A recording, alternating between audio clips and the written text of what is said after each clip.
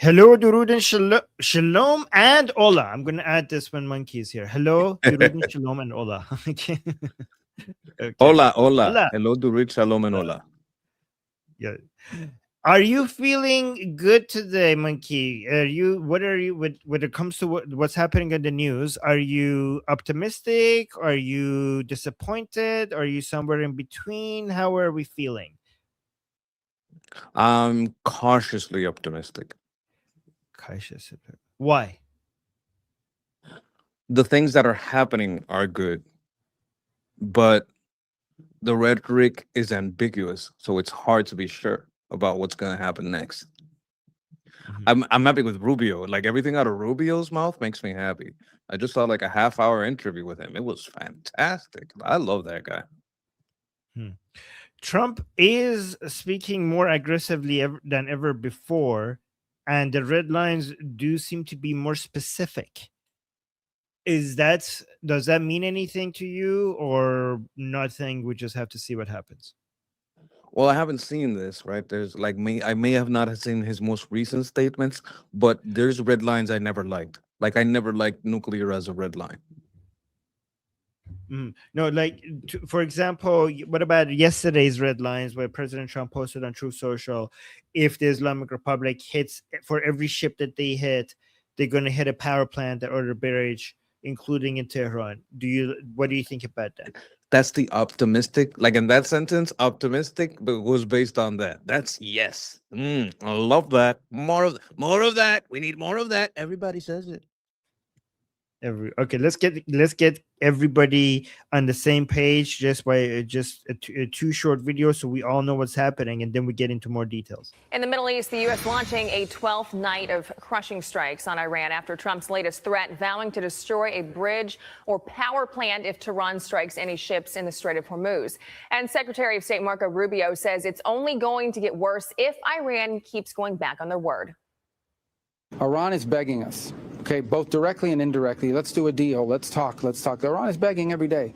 The problem with Iran is every time they make a deal, the people that are in charge there, they either break it or they want to change it.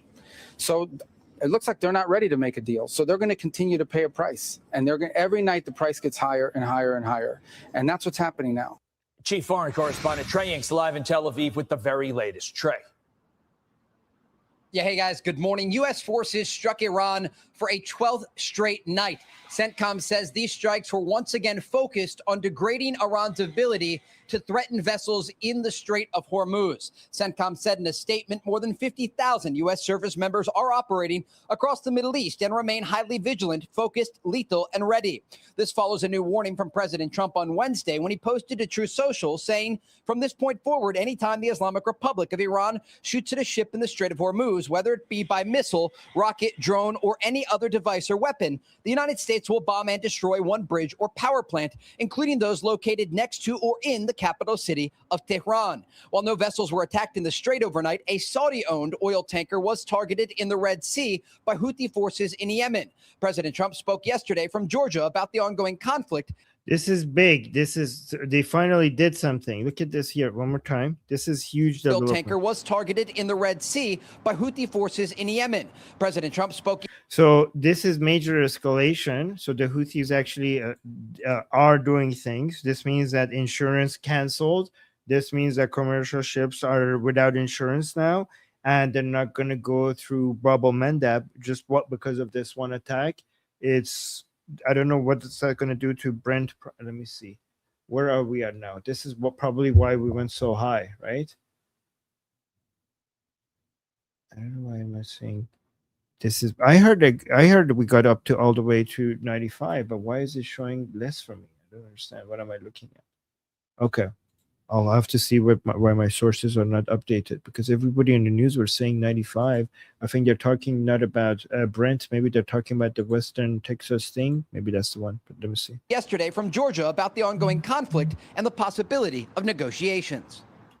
They're getting hit so hard, and they want to make a deal. But I say they're not ready to make a deal. Because every time they make a deal, they want to change it and everything. They're not ready. They'll be ready very soon. And this is despite this. It's going on. The Iranians have also released new statements over the past 24 hours, with the country's top negotiator, Mohammad Khalibaf, saying on X, if our security is not ensured, no infrastructure will be safe, and the security of the Strait lies in the absence of American forces. We have said many times that the situation in the Strait will not return to the way it was before the war. Overnight, Iran launched new attacks against U.S. bases in Kuwait, with additional attacks expected today. Here in Israel, the current assessment is the conflict will likely escalate in the days ahead. This country is bracing for the possibility of incoming Iranian missile fire. Be sure to like and subscribe for all the Wait, so let's go to Marco Rubio. This is what everybody is talking about now. And before that, we just got Stick and Beans with thank you so much for 10 membership gifts to the people in the chat. Thank you, Stick and Beans, always supporting us. Thank you so much. Monkey, you start this. You want to talk about this? Yes, the Insomniac is saying the House voted 214 to 208. Now I know there was an earlier vote that passed in our favor. I'm wondering if this is the same vote. So chime in the comments if this is something recent or if that's the earlier vote. You were saying Marcus Rubius Floridicus Cubanicus, first of his name, my GOAT. I love this guy. I mean, I can't wait to hear him. Yeah, Such a great guy. Look at him. Look at him. Look at Chad. Wait, there were two different things that the House had to vote for, right? Both the 1.5 trillion, but there was a near time War powers was what he was saying. Million something. There was two things that the House had budgets to vote for. Yeah, but I think there was one for this war and then one overall budget per year. I'm not. I'll look into that. I think they both passed. I heard they both. I heard they both passed when I was on the Persian Discord server, but I didn't double check it myself. But let me just double check it right now, because if they pass, that's fantastic. And you were right, Monkey, yesterday that when I said would it pass, you were like, "Oh yeah, that's what you're right." Yes, yeah, it's gonna pass. So it did pass. Okay, the U.S. House of Representatives successfully passed a record 1.15 trillion annual defense authorization bill to fund military readiness and personnel. In a second vote, the House approved a $95 billion budget package containing over $70 billion dedicated to active content operations against the Iranian regime. We got the money to hit them. Yes. So now the hands of the United States is completely untied to do what they need to do. Yeah. I mean, resolutions are one thing, but budgets, now we have to spend the money. We can't misappropriate it for something else. No. We got to bomb it. Okay, so Texas in the chat is saying, but resolutions are non-binding and resolutions are meaningless. So is this like not a big deal? Yeah, resolutions are not the budget. The budget that's not the same thing. What they're talking about is the wartime powers, like a resolution about the wartime powers. I think that's what she's talking about. Because as far as I know, the budget is like a house power it's one of the strongest powers that they have. They hold the purse strings. So once, you kind of can reallocate money within the military budget, but if it's specifically asked for and assigned to this, it would be very difficult to assign it to something else. Yeah, the war powers resolutions is basically scolding the president. Oh, okay. So that's something different you guys are talking about, because what the House passed is basically a defense legislation that creates binding federal law governing military funding and policy. Monkey, you have a lot of background noise. When I'm speaking, can you mute your mic? When I'm speaking? Okay. Okay, thank you so much.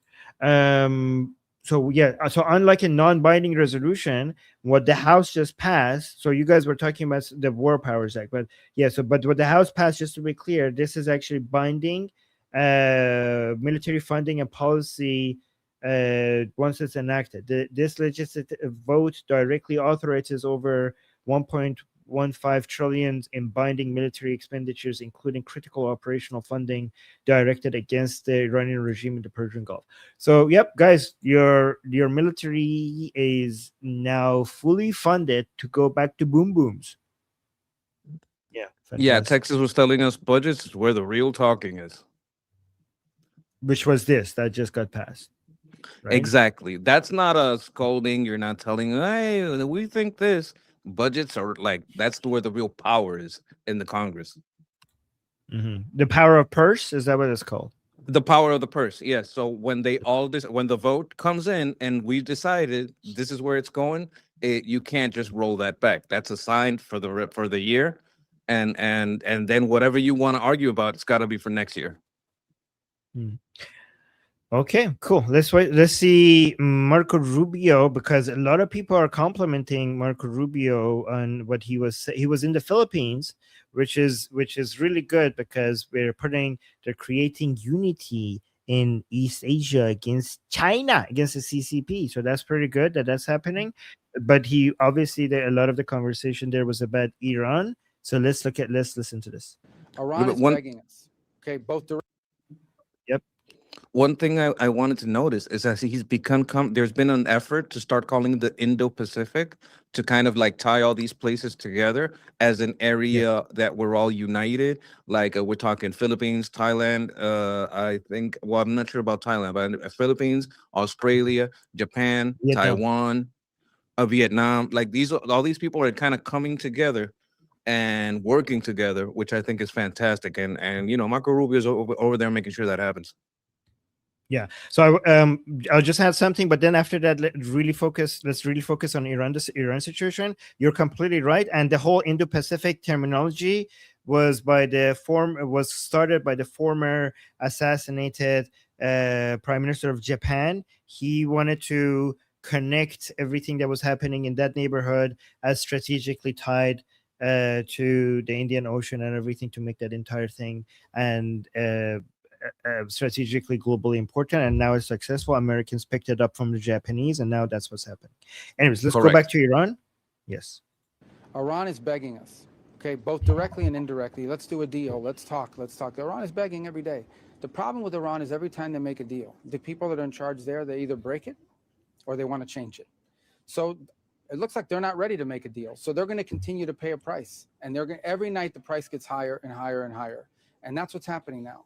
And until maybe in a few days, they'll be ready to make a deal once they realize that this is not a winning proposition for them. And that's what the president is outlining. The idea that this is going to continue, it's not going to continue this way. The price will continue to get higher every single night until they come to their senses. Right now, apparently they haven't come to their senses. And so the president doesn't see a lot of utility in responding to their overtures at this point, because frankly, Iran is clearly not ready to make a deal, at least not one they're willing to live by.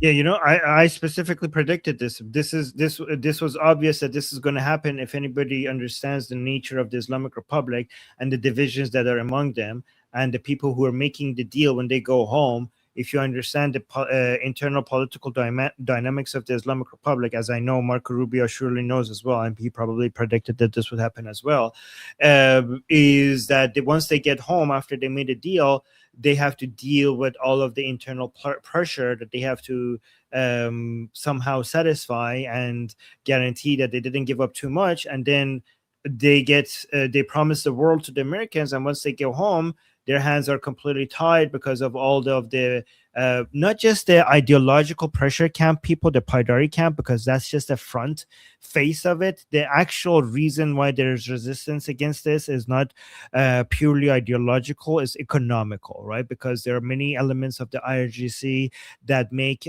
too much money from the isolationism, from the command economy, from the anti-Americanism and anti-Zionism. There's too much money to give up if they wanted to actually do the things that the Americans want. Their entire wealth and power depends on that model. So when you see the ideological pressure camp coming out and putting pressure on the negotiation facing track of the Islamic Republic to not do the things that they promised the Americans to do, it's not just because of Islam, Durka, Islam, jihad, let's kill all Americans. It's because of money, and the ideological pressure camp is the face of the real powers that are making billions and billions of dollars behind the scene. This is like a lot more strategic and based on wealth and power than maybe many people realize. A lot of people try to reduce this to just a bunch of crazy people not being rational. It's the non-rational crazy people are the tools for the people who know where their money is coming from. Does that make sense? Well, if I may add to that, what happens here is that people that are risen through nepotism and cronyism fear meritocracy. So that's why they don't want to let go of a command economy that gives them positions over the cronyism, who you grow up with, who you know, and nepotism, whose kid you are, right? This is why I advocate for locking Iran, the IRGC out of all platforms. Do not let them contact you over the phone, over the WhatsApp, over the Tinder, over the Grinder, over the Ouija board. If you're talking to Mustafa, do not let them call. They have to say it publicly. Right, guys. Guys, what I said, what I explained, guys, in the chat. Let me know if it made sense, because that was what I said is a really important understanding of the structure of the Islamic Republic that I need you guys, because I studied the Islamic Republic for more than 20 years in a very detailed way. So when I say to you what's happening, I need to, because I want to make sure that you guys, I'm trying to pass on that knowledge to you guys. And I need to make sure that I'm explaining it in a way that you guys understand. So communicate with me if that made sense, or if it was useful when I say stuff like that. Okay. So Bobaism, thank you so much for the super chat. Bobaism is saying Rubio plus Trump 2028. That would be something. Yeah, sure. Thank you. Yeah, you know what? That would be something. Okay. People are saying yeah, made sense. Thank you guys. They I fear really, meritocracy. yeah, guys, I really thank you so much for your positive feedbacks, because again, you're not going to get this level of explanation, detailed explanation anywhere, I promise you, for any with regards to the internal structure of the Islamic Republic, anywhere else. So let me know if it's thank you for everything that you guys for letting me know that it's helping out. Yeah, it's not just Okay. religious. They want to keep control because it's very much their power base and their money base. They need the control. Like, it's not just, oh, they're dark, it's religion. No. There's a little more to it than that. A lot more. Exactly. Let me see what he's saying. There's Lego. Oh my God, Lego videos. This is great. Because the price they're paying is very high, despite their tough talk and their flowery language and their stupid Lego videos they put out. I've never seen them, but they put these things out on social media. Despite all that bravado, they are suffering tremendously, and they're going to suffer more until they come to their senses. They're not there yet, unfortunately. Which countries? Oh, I can't tell you who told me. Because the Lego videos. I think he watches them. He watches them. But if you haven't watched them, watch the hater one. It's pretty good. I do think Some of those the hate Lego are videos hilarious. yeah, I do think the Lego videos were uniquely educational about the internal philosophy of the ideological pressure camp segment of the Islamic Republic. Because if you understand the nuances of what they're saying and why are they saying it, the Lego videos were pretty good in figuring that out, in my opinion. But wow, we're getting, oh, what is this? Years ago, let me see. Oh, we have a Truth Social post by President Trump. Let's go to that first, and before I go to the next video by Marco Rubio.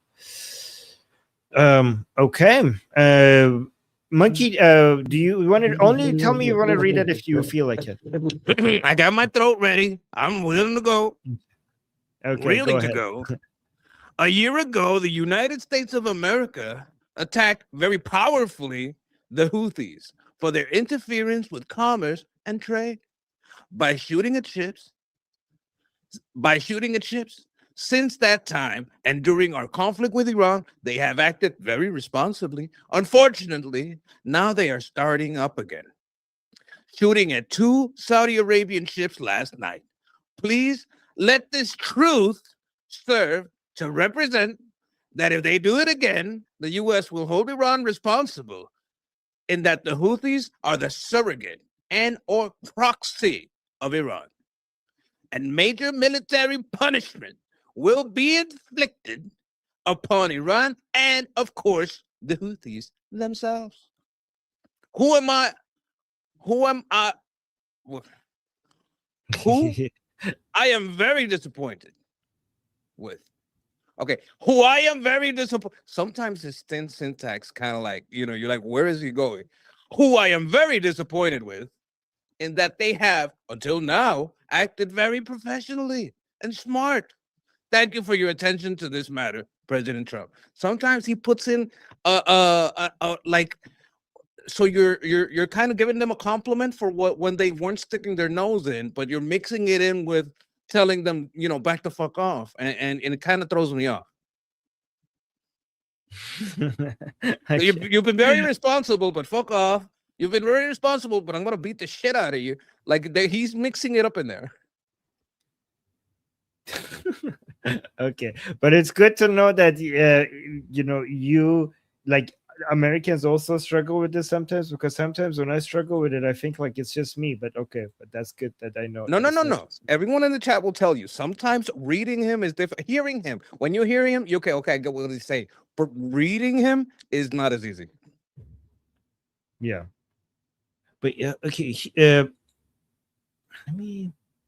In the previous video, Marco Rubio, he was asked a question. Okay, before actually we go to there, what do you think about this post regarding the Houthis? Do you think what is President Trump is going to do? Here's what I think the solution to the Houthi situation is: unleash Israel on them. When it comes to the Middle East, the solution to a lot of problems is either Israel or the Iranian people. And when it comes to Houthis, the solution is just unleash Israel on them. They know what to do. And now they have Somaliland as an ally as well, which is right across the water. And they have so much, they could basically, they have so much dominance over them because they're right there. And the last time the Israelis bombarded the Houthis, it was really paralyzing. So the Houthis have three weaknesses right now: Israelis, the Somaliland being an ally of Israel, and the internal uprising and the support for the official government against them.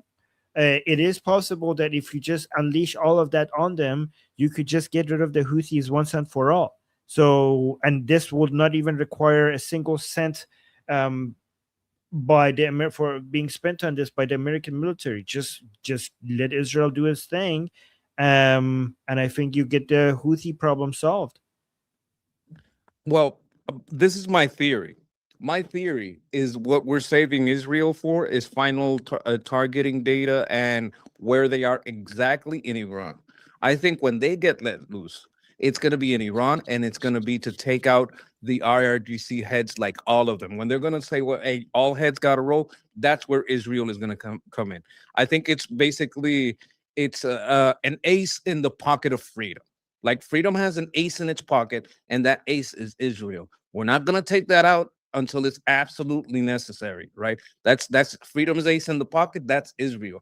I think what we could do is we should let loose Djibouti on them. Djibouti has bases. It has a United States base. We could let the U.S. strike from Djibouti.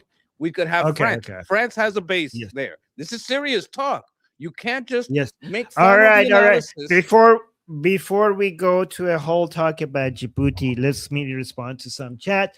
And the people in the channel, why not the Saudis? Because the Saudis suck at military operations. They already, Soapbox is also saying Saudis should handle it.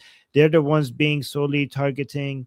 They're the ones being solely targeted, and they have an enormous military, which they don't know how to use. The Houthis used to be a lot weaker, and the Saudis had all the most expensive American weapons, and they were at war with them for 7 years. How long was that? The war with the Houthis, and they couldn't do anything about the Houthis. It doesn't matter how big their military is honestly not that big, that they have just a lot of expensive equipment that they bought from the Americans, but they just suck at using it. They don't know what they're doing. They shouldn't just pay for other people's military equipment. They should also pay for the personnel. If they want to work, they should pay. If you're buying American toys, don't use them yourself. Just pay for personnel to come use it as well. Work with the Israelis. I know you're not going to do that, but that's what you should be working with the Americans the Israelis and Ukrainians. And you should, once you buy drones, defense drones, and honestly attack drones from Ukrainians, don't use them yourself. Pay the Ukrainians to come use them for you. Same thing with the Israelis. If you eventually become like UAE and start working with Israel, if you get the Iron Dome, don't use it yourself. Pay the Israelis to come use it for you. You don't know what you're doing. You have no idea what you're doing. And here's an evidence.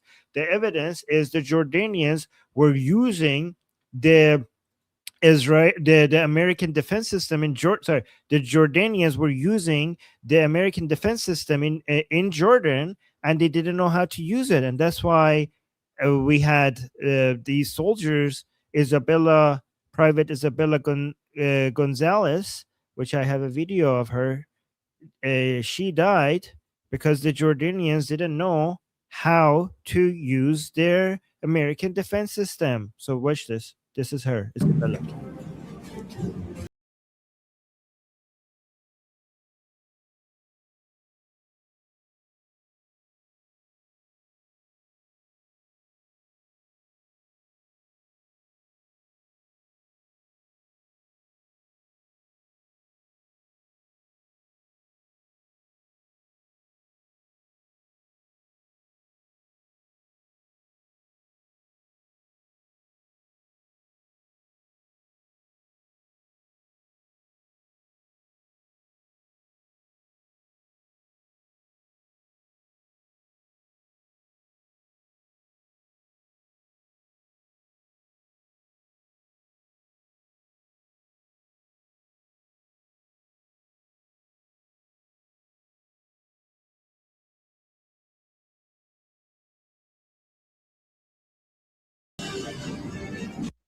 Wow, she's so professional, huh? Look at the stance.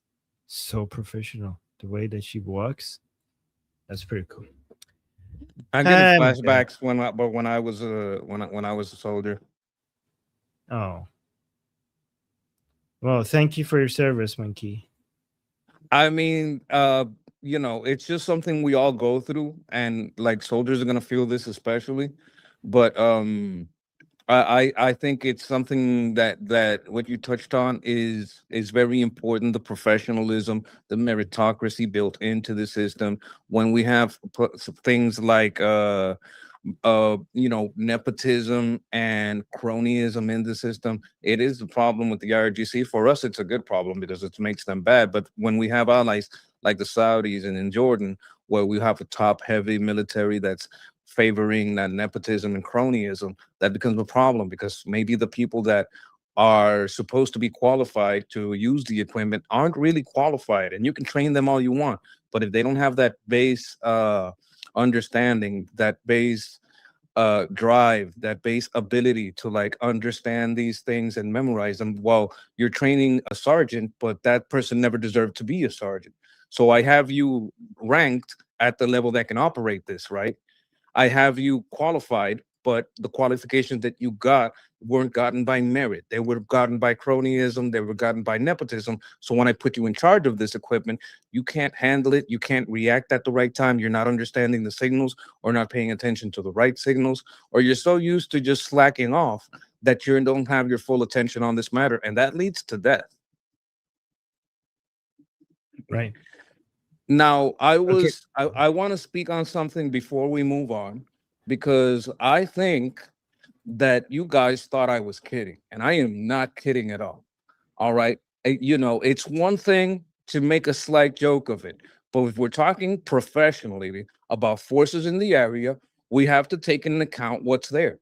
We have to get past the being ourselves, being childish about the name of the place. There are literal military bases from different places in the world at this place, and I think they should be seriously discussed. Now, I'm sharing a screen right now. Okay. After 2 minutes, and then after that we go to Rubio. Sure. Okay. Probably take me less than 2 minutes because it's just a list of places.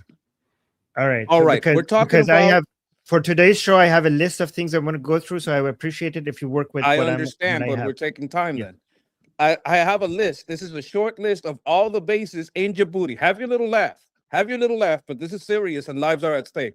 All right. We have Camp Lemonnier. That's a United States base right there at the Gate of Tears.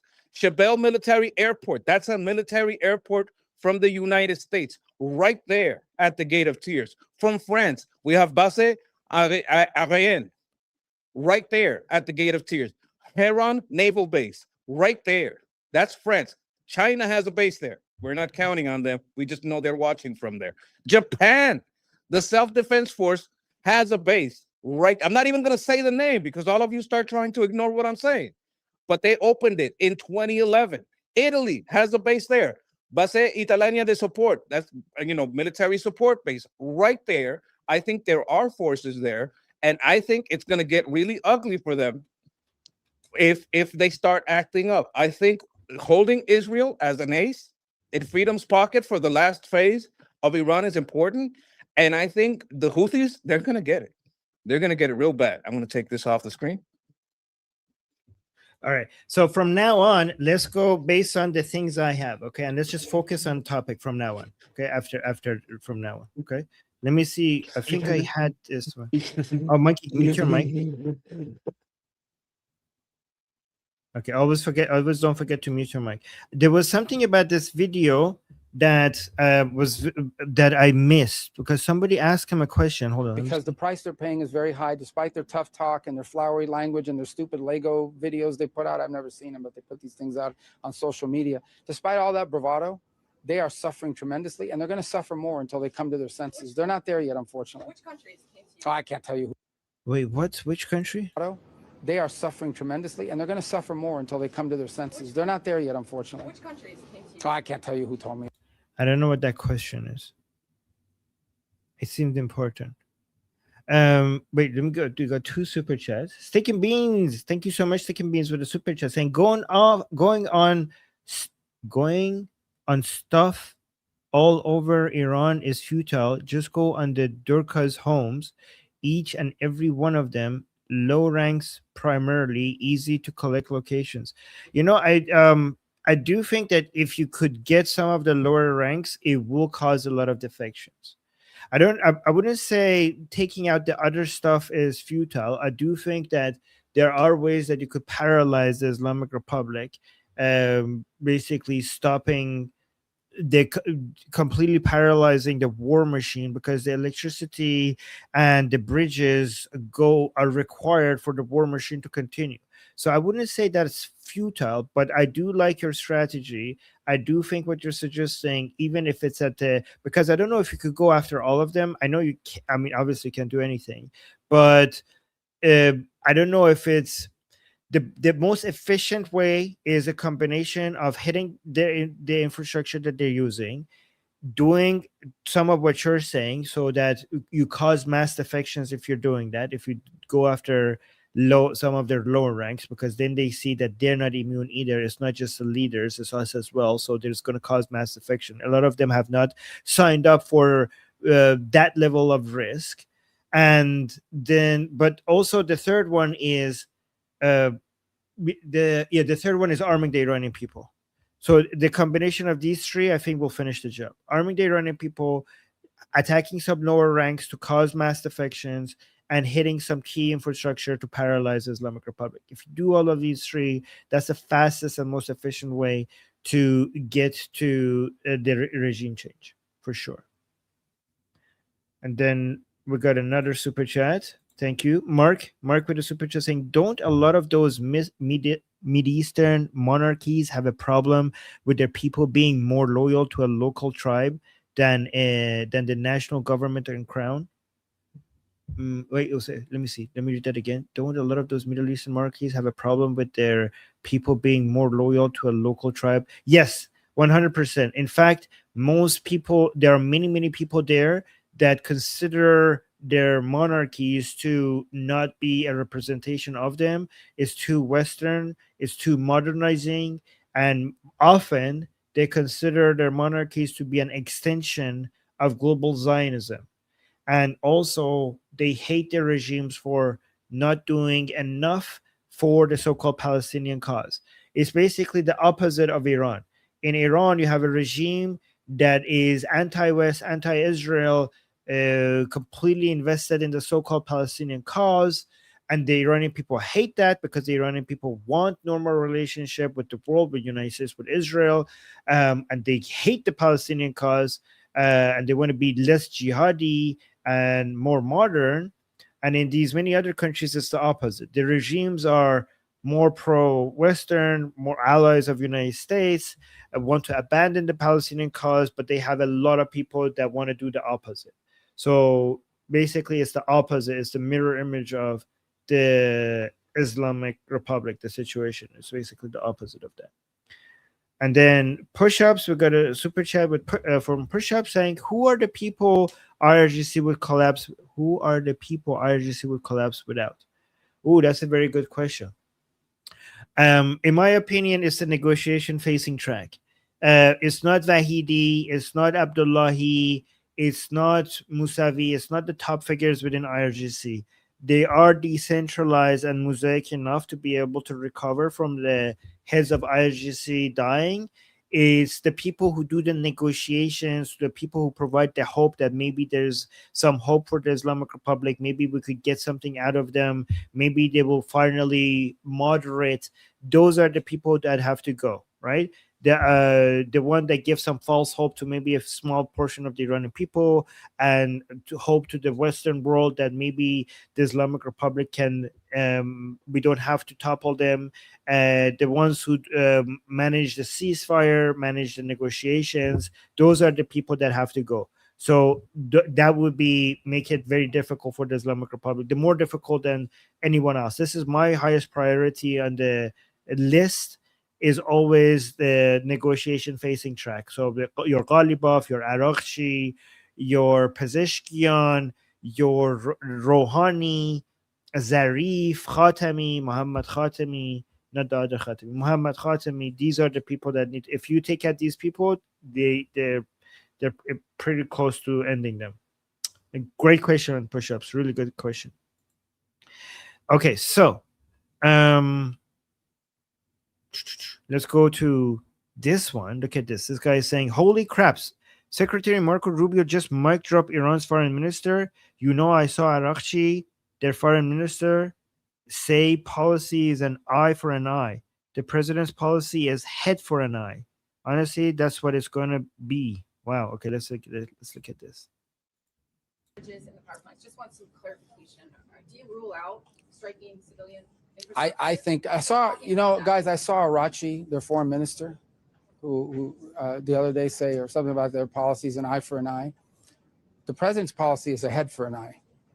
I mean, honestly, that's what it's going to be. I mean, they will pay a very heavy price for the things they're doing. They're already paying a very heavy price. You guys don't know it because you don't cover it. You're not in Iran. You're not in the street. They don't have a free media. But they're going to continue to pay a very heavy price. Their industrial base has been decimated. Their defense industrial base has been decimated. They're losing launchers. They're losing radars every single night. They are suffering billions of dollars in damage, and their economy is a disaster. What do you think about Monkey? Head for an eye. They say an eye for an eye. He says we're going to do, President Trump does head for an eye. Yes. I believe in decapitation strikes. Absolutely. Do you think we have been doing head for an eye? No. We did it at the start, then that kind of died down. But I think it could be starting again. Right now, we're getting there. We're getting there.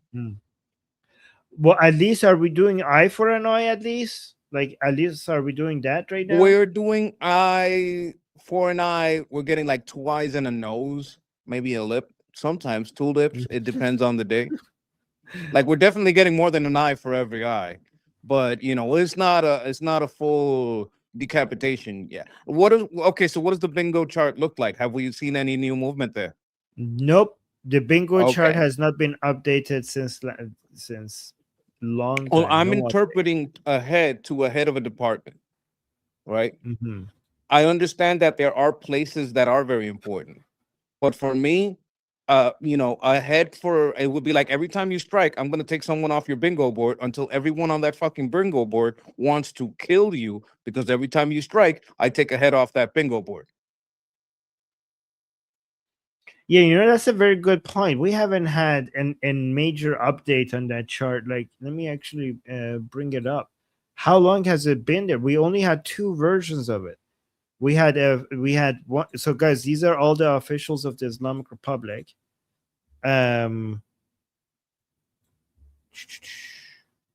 These are all these are all the people within the Islamic Republic, and all the main ones at least. And there was a first one, and then so many of them died. You can see all the ones with the skeleton have been already killed by the Americans and Israelis. We had the first version, and then soon after the first version, we had to have a second version because there were many people that were removed. But ever since, I don't know, when has it been? Like, it has been ever since Jalili died. When did Jalili die? There has been zero updates on this since then. About 2 months ago, maybe a little more. Yeah, more, I think. Wait, let me see. When did Jalili die? When did Jalili die? I know some IRGC people died, but it was not important enough. No, not. They weren't bingo level. Sorry, I keep saying Jalili. Larijani, not Jalil. Larijani. Okay, March. Man, it has been so long. That's 4 months. Yeah. Depending on when in March. Yeah, March 17th. So wow, my God, you those were the good days, right, Monkey? Those were the good days. Like I Every day. said, I want more heads to roll. I want more spots. I want that bingo card. Every time they strike, I want to see a head off that bingo card, so that they get angry, like literally angry at the leadership, and they say, "Wait a minute, you got to do something," because every time you start striking something, one of our heads rolls, and I don't know what mine is next. Yeah, we got spoiled. We didn't know how good we had it back then. Look, And you that can even start from thought- the bottom of that chart. Like, I don't care as long as their picture is in there. If every time, and it would be even better if it's random and they don't know if it's going to be at the top or the bottom or the middle, because they're all scared. If it's just the bottom, they're like, okay, it's going to take a while to get to me. But if it's random, it doesn't, like, it'll be someone at the top, someone in the middle, someone at the bottom, and they don't know who's next. But every day, every time they strike, a head rolls. That's gonna get them. That's gonna get them working. That's gonna get them like, hey, well, what are we doing here? Yeah. Yeah. Hopefully we'll go back to those days. I miss those days. Okay. Let me see what Marco Rubio is saying here. This one seems really good. There's a handful of Boston whalers, but they don't really have they don't have a Navy. They don't have an Air Force. Their air defenses are crushed from the very beginning. Now, what the president has pointed to is the fact that the people of Iran deserve better leadership. I mean, they slaughter their own people by the thousands. They shoot them in the head. They slaughter them in the streets. Yeah, we don't like that. I mean, we don't think that's good for Iran. But our goal and our national interest in Iran is they can never have a nuclear weapon. And that's what they were going to try to do if they had been able to hide behind double the number of missiles, double the number of drones. That's where they would have been in about a year had they continued on the pace of construction. Even though their economy was suffering, even though their people were suffering, that's what they were spending their money on. Even though they had sanctions, the money that was coming in, they were spending it on those things. That tells you everything you need to know about them. All right, guys, thank you. Thanks. I appreciate that he brought up the Iranian people and the fact that the Iranian people deserve better. I do appreciate that. You start a comment, Monkey? You want to respond to that? Look, I thought it was funny. Trump, Nukes says Trump should hold a poll on Truth Social to decide which head rolls. That's a little too much forewarning, right? Like that's too much foreshadowing. They might start hiding if you put them on that poll. But I think it's funny. I have to commend the energy. So this is good. This is a good comment. We took someone else fairly high last night. He was in one of the buildings bombed. Tough luck. Okay, so I don't know if you're referring to Radon. I saw a rumor right before my Persian show earlier today that there was an explosion in Iran close to the border with Iraq, and there are rumors, only rumors right now, that it might have been Radon because Radon was in the same city that this explosion was in. So if that's what you're talking about, I did hear those rumors. That would be a big deal. This is Radon over here, the head of police. This is the head of the anti-protest. But this person, I think he probably has more direct blood on his hand than anybody here on this list. Okay, like directly responsible for more. So that would blood. be fantastic news. That would be the most amazing news. But I haven't heard. Any confirmation. We're waiting for confirmation. Yes, we'll see. It might be wishful thinking because that's what so many people want, but hopefully it is true. Yeah. Okay. Wait, we got. Let me unstart this. Wait, by the way, we got another super chat. Thank you so much. Channel 0071 saying 10 bridges, 10 plants, 10,000 IRGC besiegers per tanker. You know what? I like the way you think.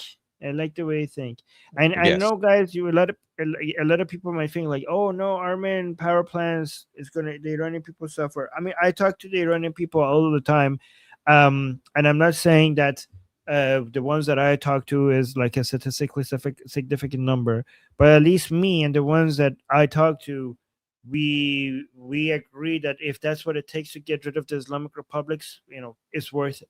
It's worth if that's what it takes. So yeah, channel 0071 for president. I'll vote for him. You have my vote. President of I don't know where. Probably it's a US dollars for USD, US dollars. So United States. Yeah, somebody is also saying thanks USA military doing a brilliant job. I completely agree. They're doing a great job. I'm seeing them say they don't care. Yep, Texas. That's what I see. That's what I usually hear as well. That a lot of Iranian people say our infrastructure are the Iranian people who are basically being being wasted because they live under the Islamic Republic. That's our infrastructure, the people, not our power plants. But let me see. Speaking of the potential of the Iranian people and Iran as a whole, Marco Rubio had something else to say. These are the people. Understand, Iran is a rich country. Iran could be the richest country in the Middle East if they want it to be, but instead, they take their money and they use it and they give it to Hezbollah, they give it to Hamas, they give it to the Houthis, they give it to Shia militias, they give it to sponsor terrorism all over the world, they give it to try to kill people all over the world, they build drones and missiles and pursue a nuclear weapons program. That's what they spent their money on. If they had spent their money on their people and on their economy, today Iran could be probably the richest country in the region if you want to know the truth. So, these are the. I'm so great. Oh my God, Marco Rubio, I love you. I know. Oh my God, I don't know. He always says the right thing. He always says the best thing. He's spitting facts. Yes, he does. Straight facts. That's everything he said is a fact. Like it touches Armin in his heart, but with the rest of you should know he's being factual. Yes. Well, I mean, I think I judge based on being factual as well. I'm pretty good at being objective. Your reaction was I love this guy, and I love him too. There's nothing wrong with that. I love facts. Monkey, I love facts. I'm in love with facts. But you also love Rubio. Admit it. Because he speaks facts. I admit it. What doesn't matter why? Look at him. Yeah, I love gorgeous Rubio man. Because I love facts. I even if he was ugly, next president, I would love him. Homies, this is your next president. Yeah, don't fight with me. I love him because of facts. Steak and Beans with a super chat. Thank you so much. Saying their infrastructure sucks and malfunctions anyways. It is an excuse for a rebuild. Steak and Beans, this reminds me of Germany after World War II. Your mic is open, Mike. Your mic is open. Yeah, Germany after World War II, their infrastructure was almost completely destroyed by the Allies.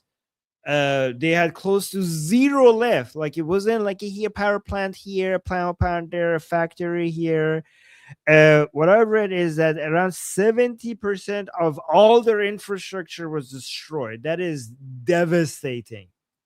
And what happened was after they rebuilt, they had the most modern, advanced infrastructure compared to the rest of Europe, which is among many other reasons why they will end up becoming a more advanced economy compared to the rest of Europe, because everybody was using their old stuff and Germany was using their new, more advanced stuff.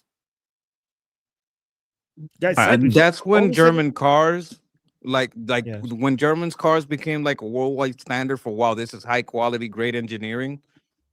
That's when that happened, right? Like they had a good reputation, but after the modernization, it was top of the world. True. And then, yeah, so you're saying only 70%, Stephen? Like, I mean, 70% of your entire infrastructure is like, that is devastating. That is devastating. But apparently, no, it's not. Apparently, it's an opportunity to rebuild. What is devastating is Nazism.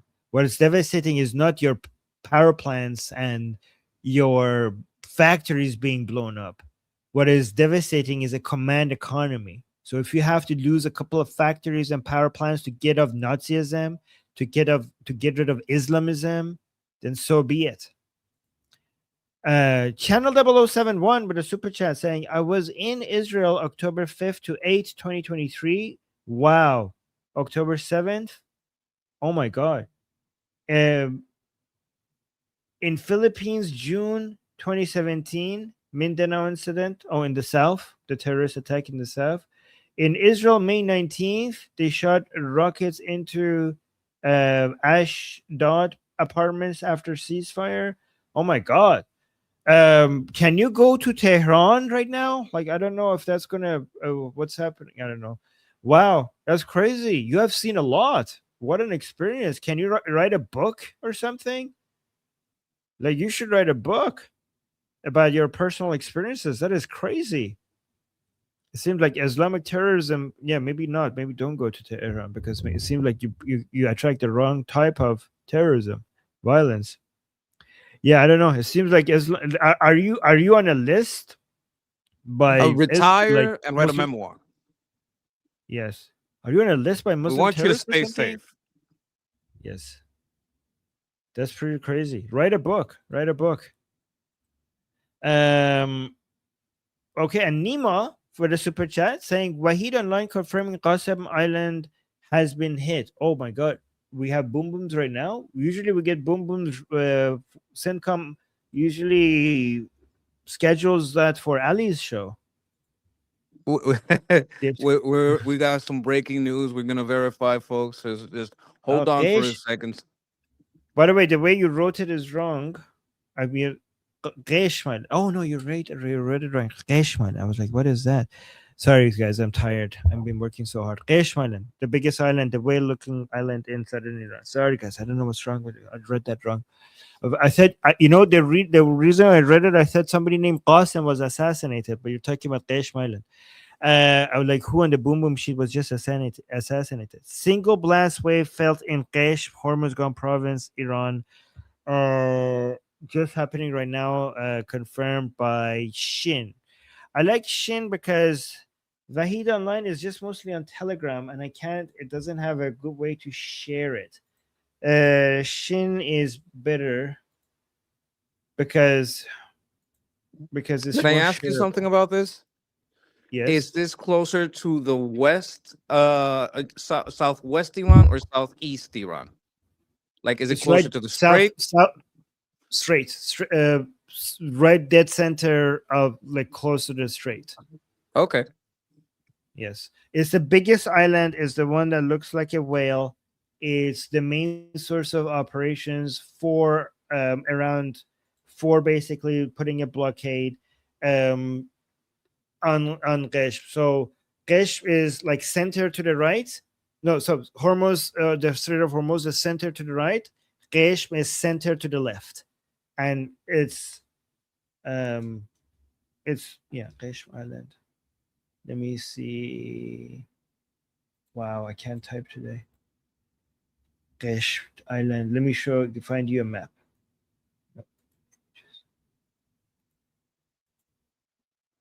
Okay, sorry. There we go.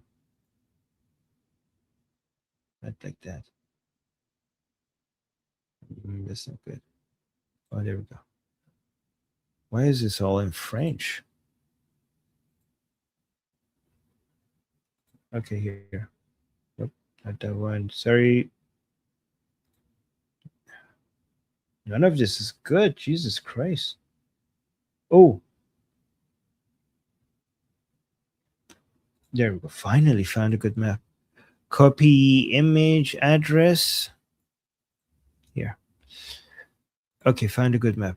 So here, look, you see how it looks like a whale? Yes, like kind of like a shark or a whale. Yes, like a killer whale. This is the tail. Yeah. So this is the Strait of Hormuz. Qesh Island is right. Monkey, can you mute your microphone, please? Because I'm hearing myself now. It's like really bad background noise. But this is the Qesh Island. So this is the Strait of Hormuz. So this is like kind of like center south. The Strait of Hormuz is like right to the east of Qesh Island. And if you look at here, this you see between Larak and Qesh, that's where the Islamic Republic wants the ships to go through. So if you look at the Strait of Hormuz all the way from north to south, the northern part of the Strait of Hormuz is where the Islamic Republic wants the ships to go through. The southern part of the Strait of Hormuz is where the Americans want the ships to go through. Okay, it used to be the case that before all of this started, one lane was used for the ships to come in, and one lane was, the northern lane was used for the ships to come in. The southern lane was used for the ships to go out, right? But now the Islamic Republic is saying both coming in and leaving has to be happening at the northern lane, and preferably between these two islands over here, Qesh and Larak, because they want to turn this area into a toll booth where they collect tolls. And every time you see the Islamic Republic hit a ship, is because they are with this is because the ships are using the Omani lane at the southern part of the Strait of Hormuz. So every time they're hitting a ship, is because they're angry. They're like, "Why are you going there? You have to come up here," which is a violation of everything, by the way. The fact that they're doing that, like, it violates everything. Like, yeah. We got a couple of super chats, but let me put this over here. So Vahid Online confirming Qesh Island has been hit. Thank you so much for letting us know, Nima, keeping us updated. Look at this. We get super chats to get updates. Not only you're helping us get updated, you're also supporting us at the same time. Love you, Nima. Thank you. Fleshy Interloper saying, morning, folks. Escaped from my analytic rabbit hole. Yeah, Fleshy, be careful. Like, you could get addicted to that. You could get down a rabbit hole of just data, collecting data and data and data, and you could get sucked into that, and it becomes so addicting. I know I've been there. Nerds have that problem. They start analyzing and collecting data, and they fall in love with the numbers, and then they can't. It's kind of like gambling for nerds, right? Like, they just collect the data and they look at the charts and they look at the numbers and they try to come up with an analysis, and then you don't know. You get to this spiral that you can't get out of. Is that what you're talking about, Fleshy Interloper? Because I've been there. I think nerds have that experience sometimes. And then Fleshy Interloper with another super chat saying, Ali has lost control of CENTCOM. Yes, Ali has lost control. This is the first time we're seeing during our show that CENTCOM is operating in southern Iran at these hours. Usually it's right before our show with Ali. Okay, let's see. Did we play this one? What is your reaction to that? Yeah, look, I hope that they'll stop. They shouldn't really do that. Wait, hold on. What was the question? Two southern ships. What is your reaction to that? Yeah, look, I hope They attacked two southern ships. Two ships going through the southern lane. It's like, what is your reaction to that? hope that they'll stop. They shouldn't really do that. They got suckered into this by the Iranians. The Houthis largely were smart and stayed out of all this throughout the conflict, but they now apparently have gotten themselves suckered into this, going after Saudi Arabia and their ships. And by the way, that's, I was reading reports a few hours ago that there was actually a Saudi fuel ship that's flag Chinese. It's a Chinese ship. Are they going to blow up the Chinese ship and this becomes a problem for China? This will become a problem for the whole world. But I hope that will de-escalate, because I think the Houthis, frankly, got snookered into this thing by the Iranians, and they were smart to stay out of it, and they should stay out of it, and they should stop. We'll see what happens there. Obviously, it's not a positive development. We'll see what happens. What do you think, Menki? I'm trying to fix some audio issues here. I'm very sorry. Please go ahead. Oh, okay. So what were the consequences? The Chinese ship. Are they going to blow up the Chinese ship and this becomes a problem for China? This will become a problem for the whole world. But I hope that will de-escalate, because I think the Houthis, frankly, got snookered into this thing by the Iranians, and they were smart to stay out of it, and they should stay out of it, and they should stop. We'll see what happens there. Obviously, it's not a positive development. We'll see what. I was talking about the Houthis. Okay, so sorry, he was talking about the Houthis attacking the Saudi ships around the Bab el-Mandab. That's what he's talking about. Okay, see, I need to read this other thing. No, yeah, it's okay. Okay.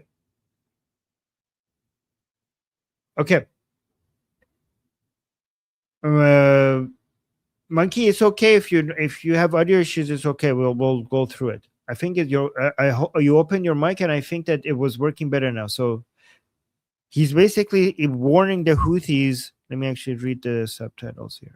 I can't read the messages and do the show at the same time. Let me see.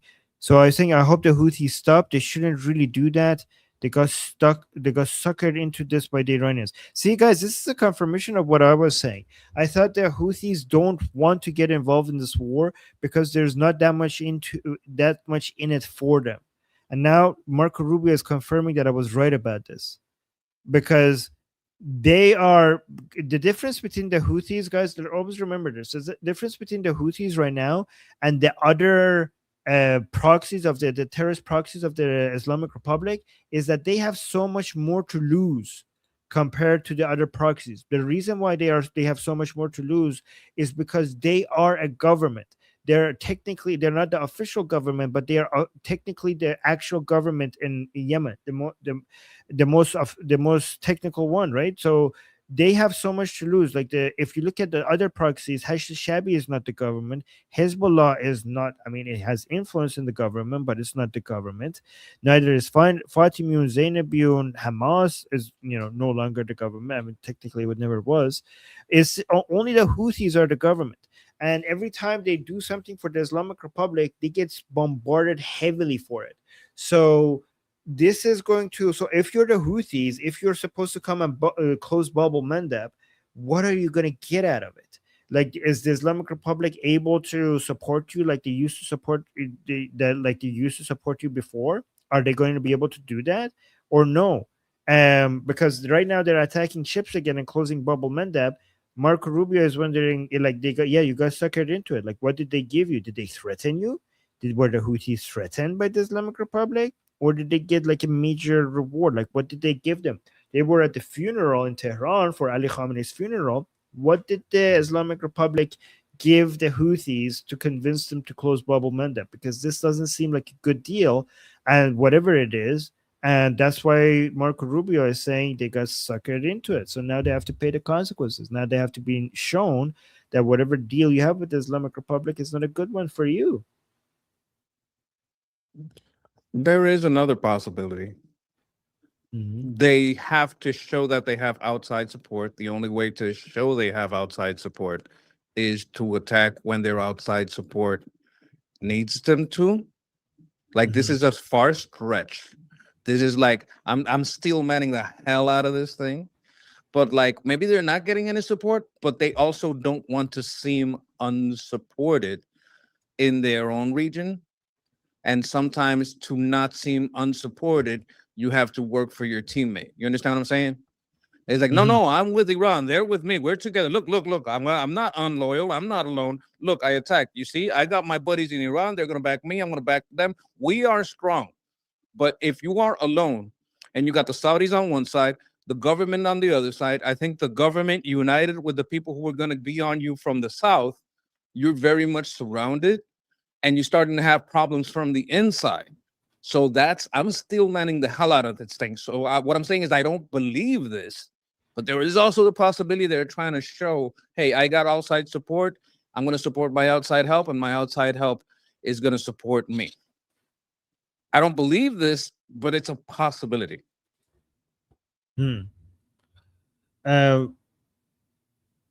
Mark is saying, have these idiots figured out they've lost yet? Obviously, I'm talking about the IRGC. Have they figured out? Okay, so the people, the highest ranking people, yes, they know they're losing this, right? But they also know that if they admit that they're losing this, they're gonna lose their base of support. So their followers, the people who we need to need to understand that they're losing is not the heads of IRGC. They know it. We need to make the people who support the IRGC understand that they're losing this, so that they lose faith in the IRGC.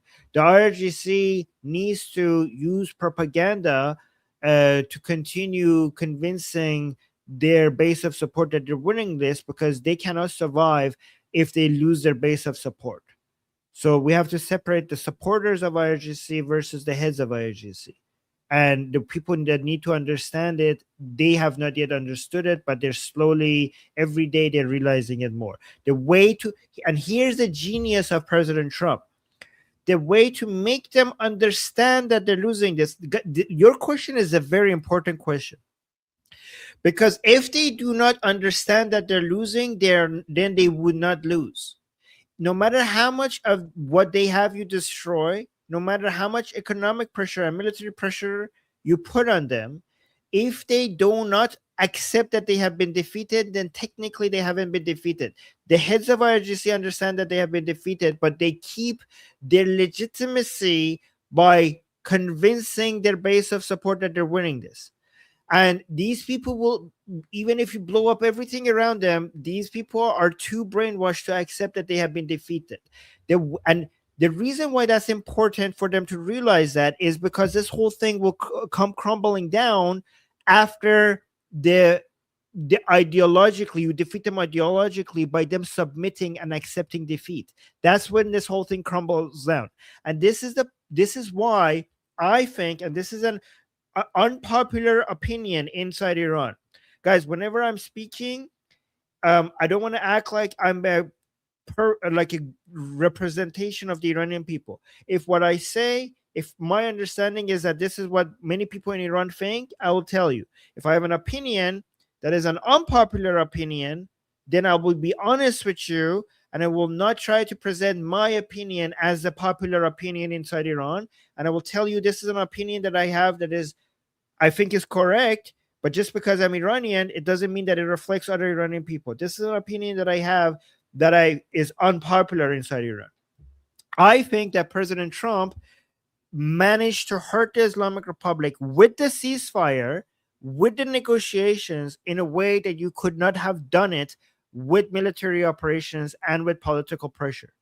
I think that the signing of the MOU, the talking to the Americans after they killed your supreme leader, opened the eyes of so many of these jihadi, Islamic-minded, pro-regime people that we're probably not winning this, because why are we submitting to them? Why are we talking to them? Why are we agreeing to a ceasefire? Why are we signing an MOU if we're winning this?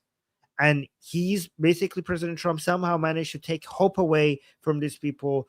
He managed to take their confidence. He managed to take their faith in the regime. That's what I think happened.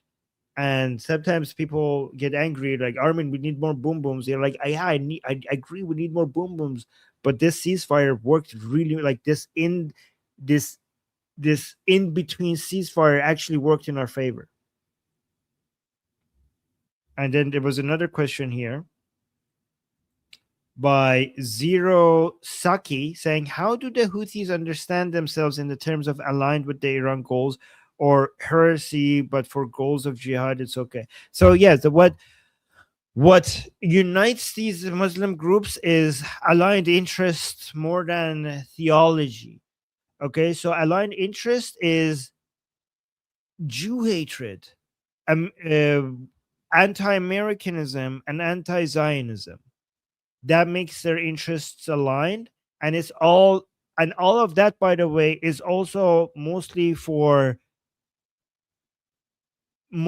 power and wealth reasons rather than the ideology is the tool, it's not the goal. So for example, the Saudis, they use the excuse of defending Palestine and punishing Israel to legitimize their piracy in the population in Yemen. So these people are pirates. Okay. So they're like, yeah, Palestine, screw Israel. But their business is piracy, and they need to sell their piracy to an internal population in Yemen as we're defending Palestine. But if you always I know, guys, I know theology and ideology matters to figure out what these people are doing, but if you always follow the money, always follow what brings people power, the theology is the tool. It might be the goal of your foot soldiers and your base of support, but the entire structure would not survive unless the goal is money and power. And then we got 2 super chats, by the way. Auntie K, thank you so much from Florida. Look at this. Nephew, I miss you. Where have you been? Saying we are at a point that the Durkas will not be sharing who was taken out. Med?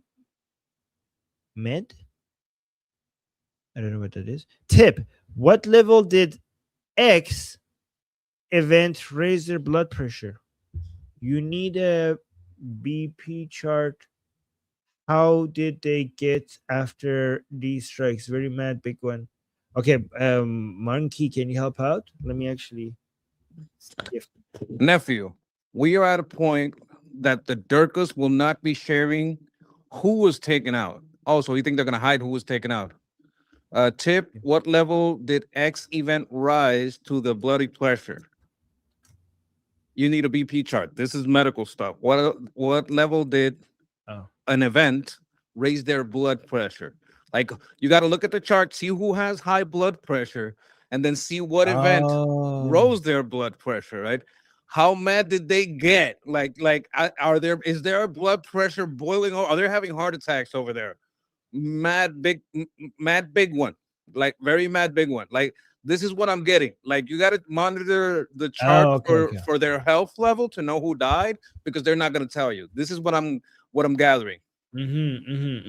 How do we get these medical equipment on them to figure that out? We need we had some success with pagers. Maybe we could get like heart monitors, or the iPhone, the Apple Watches. I don't know. I don't think they'd wear that. Something like that. You know what I'm saying? Something on them. Okay. Sounds like a plan. Yes, let's just send them Apple Watches as gifts and just monitor their hearts. And whenever there's a strike, just see how does it mentally affect them and figure out if it was a big target based on that. Okay, great plan. Let's do that. We'll have the one that did the 007 videos. He will give them the watches. Okay. Good plan. Send that to Pentagon. Thank you, KP. We figured it out. Thank you, Auntie K. Guy. Oh, I know this guy. Guy is saying Israel has. I bet you get that joke all the time, right? Guy, are you tired of these types of jokes? I don't know. Is that annoying or not? People are like, oh, a guy is a great guy. Like, oh, guy, he's a great guy. Everybody knows it. They say he's a wonderful guy. Guy is a great guy. Do you get tired of those? Yes, he gets tired. Oh my god. Okay, so we'll stop. Is that a yes that you get tired of it? Okay, sorry, I won't do it anymore. Okay. Saying Israel has an irregular security cabinet meeting tomorrow noon. A minister said openly, we might strike this weekend. Shelters have been opened soon. Really? Monkey, did you know about this? Let me look at this up. Oh, this is oh my God, this is right up Landau's alley. This is what he analyzes. This is why he has a program in the morning where he could get into these details. And I would suggest everybody subscribe. Like, if you're up at him in the morning and you want to know what's going on over there in Israel, what you can do is you can go over there and you can listen to him speak on that and many issues going on in. He's also very savvy about tech, but he covers lots of issues in Israel, and he's all around a good land But out. I will put. Oh my god, he said he's get tired of it. I'll put the link to Guy's channel in the I held back. chat. You held back, okay? But let me see. So let me base. Here's the news: Israeli municipalities have unlocked public bomb shelters. Oh my god, something might be happening soon. And political figures have signaled that military strikes against the Iranian regime could occur this weekend following emergency security cabinet assessment. So, yep, he's right. Emergency healthcare and defense networks nationwide are currently on maximum alert to ensure full readiness for any immediate regional escalation. Oh my God, guys, we might getting something soon, or maybe even sooner than this weekend, because last time we were here, something was supposed to happen on a Sunday, and then it happened on Saturday. You guys remember? Was I right? Did I get the dates right? Let me see. February 28th. Yes, I was right. Guys, remember when they killed Khamenei? It was supposed to happen on February 29. But then the Israelis got some intelligence that they did it on February 28th instead. So it was supposed to happen on a Sunday, but it happened on a Saturday. And Marco Rubio came out and said that, oh, we got some Israelis were going to move earlier, so we had to move earlier as well. And this was why all the anti-Israelis, this is why Piers Morgan comes out and say, like, we were dragged into a war because we said, Marco Rubio admitted it, that we weren't going to do a war, but then we saw that they're doing it, so we had to do it as well. No. I mean, he's lying. I was almost going to call him an idiot, but then Monkey would get angry with me that I'm calling him an idiot. He's lying. See, Monkey, I take your feedback seriously. I adjust. Okay? Thank you. Yes. He's lying to you guys. He's lying. You're being an idiot if you believe him. Okay? Maybe he's lying, but you're being an idiot if you believe him. What happened was they moved the plan. They already are you that stupid? Are you that stupid to think that the Americans and Israelis, when they go on military operations like this, they don't plan these things way ahead of time? No, they were planning it months ahead of time. What changed was just the day. It was Israel didn't drag the United States into a war. They just met the Israelis because of the information they had. They moved earlier, so the Americans moved one day earlier with them. It wasn't that because Israelis moved in, United States. Did you see how coordinated that attack was? You don't get that coordination with just one day of notice and just jumping right in. This was planned months ahead of time. Both the Americans and Israelis were doing this together. So anyways, I got off track. I keep telling Monkey not to get off track, and now I get off track myself all the time. Listen, I respect the tangent. I think it was a good tangent. This is like a choreographed dancing. Busting a move out there. It's because you've practiced this move. You know how to move together. It's like looking in the mirror when they're working together. Like they know what they're doing because they planned it. Exactly. And then what Guy is saying, so this is what makes me think that maybe people are saying it's going to happen this weekend, but maybe it will happen on Friday. We'll see. It's interesting how much more publicly they are being about the potential attack, because before Operation Epic Fury, it was like we were getting nothing. But it might be because they understand if something big happens this weekend, it might be because the fact that they're being more transparent and open about it. It might be because the Islamic Republic can't do much about it because of how much less capabilities they have compared to right before Operation Epic Fury. Do you think that's the reason, Monkey? Absolutely. Mm-hmm. I mean, President Trump said it directly, right? He said that yes. I'm telling you guys because there's nothing they could do about it. That's why he announced it.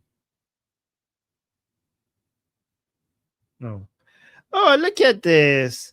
Sherry, thank you. Look at this saying, cannot thank you enough. All day, every day. More ginger tea on me. You know what? I need it. I think 75% of the super chat money goes to ginger tea. Look at this. I'm just kidding. But look at this. This is my first cup that I just finished with Monkey. I already had 3 cups on my earlier. So this is my first cup. I'm halfway through the second cup of my ginger tea, and then I have a third cup ready to go.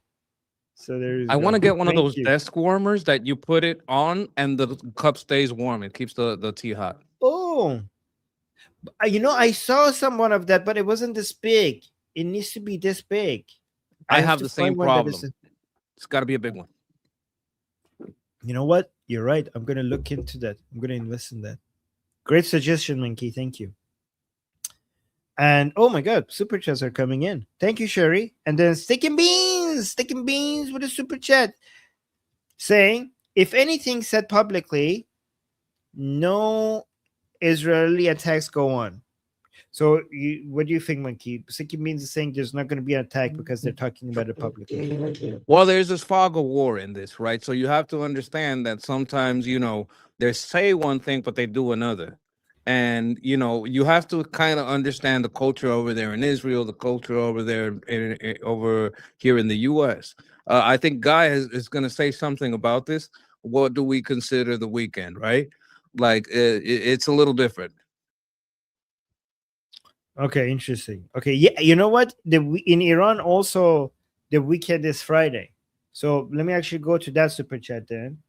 Guy is saying Friday is weekend in Israel. I bet Friday night. That's interesting because in Iran weekend is Friday as well. I didn't know that it's the same thing in Israel. Interesting. So Steak and Beans is betting nothing will happen. Guy is betting that this Friday something big will happen. So guys, let's wait and this weekend and see which one of you were correct about this, Guy or Stick and Beans. And then we got a super chat from Auntie K from Florida. You know what, Auntie K, if I come to Florida, do I get to meet my auntie or no? Like, let me know. Saying it's a nurse tip. Okay, I didn't get that. Listen to them. If they are so angry while saying nothing happened, they are lying. That is a BP blood pressure check. Reactions don't lie. Okay. Well, so I was kind of on the money about that. I got that one right. Yes, you did. I didn't, Monkey. This is why I need you here. Okay. Because sometimes I don't get what I'm reading, and Monkey helps me out. Thank you so much, Monkey. I appreciate that. And thank you, Auntie K. And then we got Sarah with a super chat.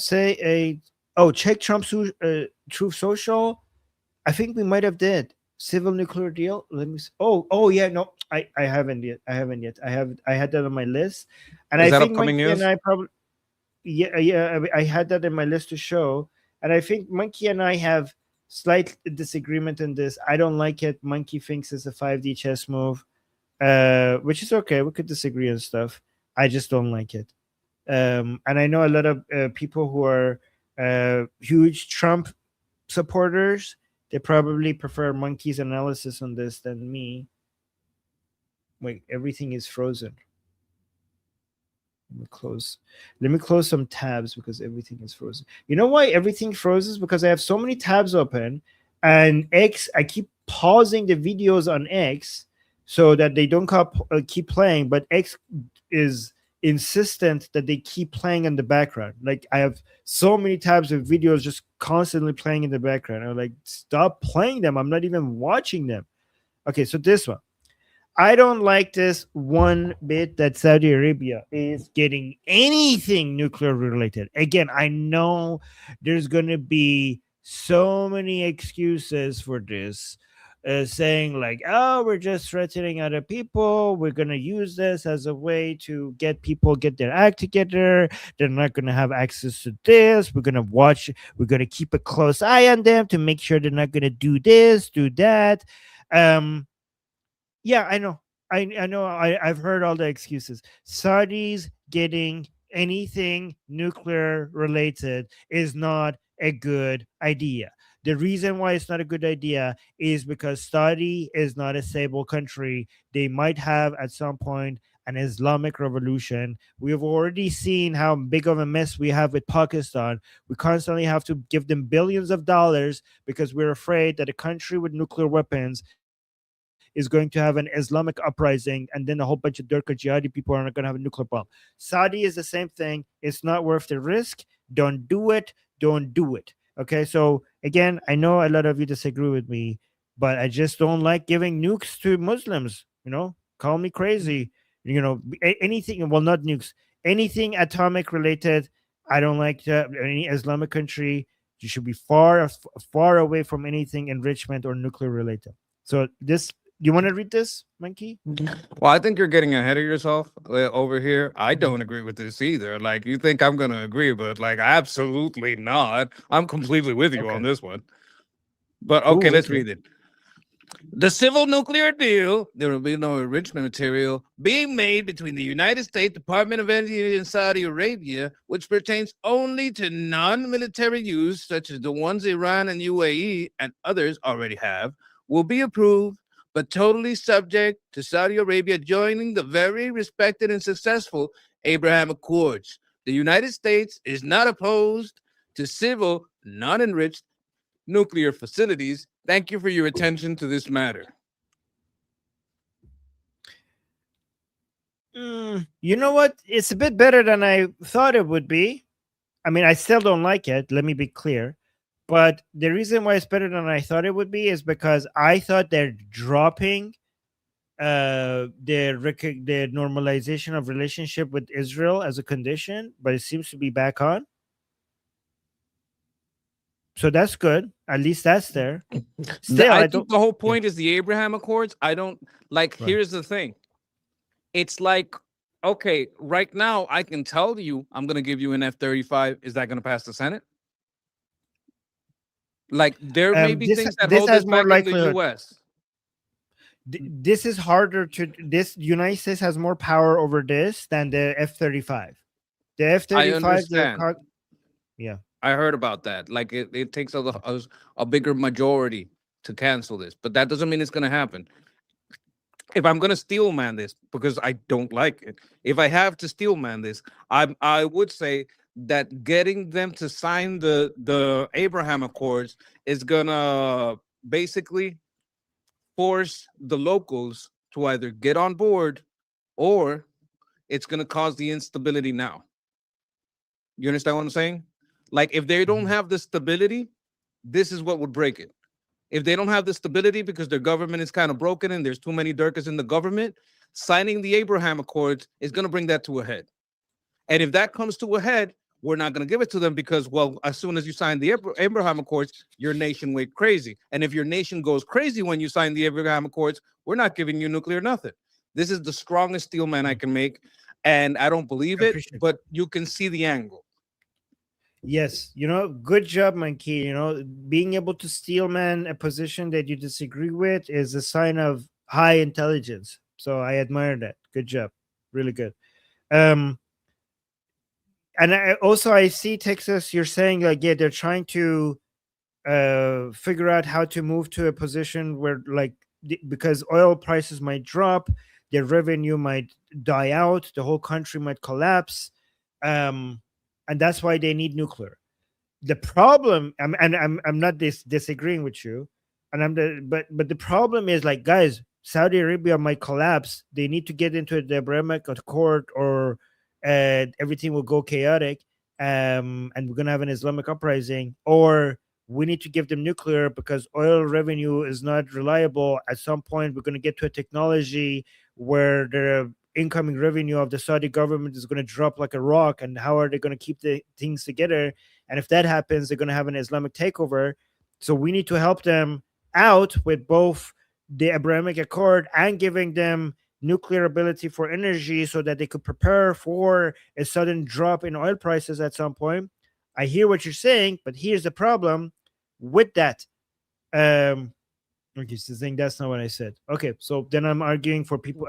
I am arguing about the people who are saying that. Then, if that's not what you said, so that's what I'm saying. You know what? From now on, instead of reading in the chat, I'm just going to say the people who are saying this, because that's what I read people say. I'm not going to address what's in the chat then. The people who are addressing this is the problem that I have with these arguments. It's that it might not work. It might not work. Even the Abrahamic Accord might help the Saudi Arabia against external threats. Okay, giving them alternative source of revenue beyond oil and gas might help Saudi Arabia keep everything stable, or it might not. And if it doesn't, then they have enrichment uranium facilities in Saudi Arabia, and now you have an Islamic revolution like you had in Iran in 1979, and now Durkas are in charge, jihadis are in charge, and this is a country that has both enriched uranium and enrichment of uranium facilities. There you go. Like how many times, like we did this with the Mujahideen in Afghanistan, and then we got the Taliban. We did this with the mullahs in Iran, and then they managed to get, you know what happened? We gave planes, we get advanced fighter jets to the Shah, and then they got support from the Democrats. The mullahs got support from the Democrats, and all of those expensive advanced fighter jets were then owned by the mullahs. We did this mistake in Israel. The jihadi groups that the Israelis supported against the PLO ended up becoming Hamas, right? So it might, guys, every time you're supporting an Islamic regime or group because it seems like a good idea at the time, long term it will backfire. And yeah, I know you said Trump said no enrichment, but that's how it starts. You don't jump right in with the full thing. You start with this is how you get your foot in the door, and then it gets more. Because remember, Mohammed bin Salman himself said directly, this is the normalization of a taboo, and then if you get this, then you get the next thing, then you get the next thing, then you're gonna get the next thing. Mohammed bin Salman himself said directly, if the Islamic Republic gets a nuclear bomb, then we need a nuclear bomb. He said that publicly. He's been transparent about that. Look, I'm agreeing with you on a lot of this. I'm not in favor of this. They're talking about small modular reactors, which is a little different. It's something that you have to basically bring the fuel to it. Like as far as enrichment, anyone can make enrichment. You can have some regular, like if you're gonna look at the heavily regulated stuff, yes, there's heavily regulated stuff that you just bring the material to. They do this in Japan. They do this in a lot of nations. I think that's what they're talking about. But none of what I'm saying dismisses what you're saying. And I don't know how, like, I would have to know more about how these small reactors work to know exactly what they're talking about. Because they might be talking about a type of reactor in which it is impossible to do that. You understand? I don't know that. That's why I'm basing all my assumptions on a different kind of maybe a different kind of reactor, and maybe the technology in this reactor makes it so that is just not a possibility. So I want to hold back from saying this is the chain of events because I don't know the technology. But if I am assuming the technology that you're talking about, I have to agree with everything you're saying. Yeah, I mean, you're right. You're right. This might be with this technology, there might be no way to get that. The problem is that it's the normalization of Saudi nuclear next to each other, right? So you're talking from about like the mind of the world accepting these things. Yeah, and also listen to this. Civilian nuclear power reactors inherently generate plutonium in spent fuel rods, providing a country with the essential raw fissile material and technical infrastructure needed for nuclear weapons. Through chemical reprocessing of spent fuel and accumulated nuclear expertise, a nation can bypass uranium enrichment entirely to construct an implosion type nuclear bomb. So even without enrichment of uranium, this infrastructure will provide them a path towards a bomb, even without the enrichment of uranium. That's a general assumption about a general civilian use. Can you search for the specific plants that they're talking about? Because that's a very specific, like, not the like. So you're saying this is general. This is a general claim about civilian use of these nuclear power plants. What we need is That's not what I'm saying. What specifically the Saudis are getting. Okay. What I'm saying is, by all means and purposes, he's talking about a very specific type of plant. I think for our research, I'm not saying we have to do this now. We should try to find out more about that specific plant so that when we make the case against it, we're making it, because I would probably still make the case against it, even if it's a civilian type that makes it harder. Harder is not the same as impossible. My best counter to I'm sorry, my best counter to when people will say, oh, but this is a different type of plant, is to know exactly what kind of plant it is and say, no, it's harder, but it's still possible. You understand what I'm saying? Okay, so based on what you said, this is what I found. Okay, and you guys could check if I'm right about this or not. Okay, so under the 30-year section 123 agreement, I used to call it 123. Apparently, people are calling it 123 agreement. Saudi Arabia is acquiring advanced American light water power reactors, dual-use technological infrastructure, and an exemption from standard IAEA inspection protocols. The framework grants the kingdom a US-backed 2-year feasibility pathway towards establishing domestic uranium enrichment on Saudi soil contingent upon joining the Abrahamic Accords.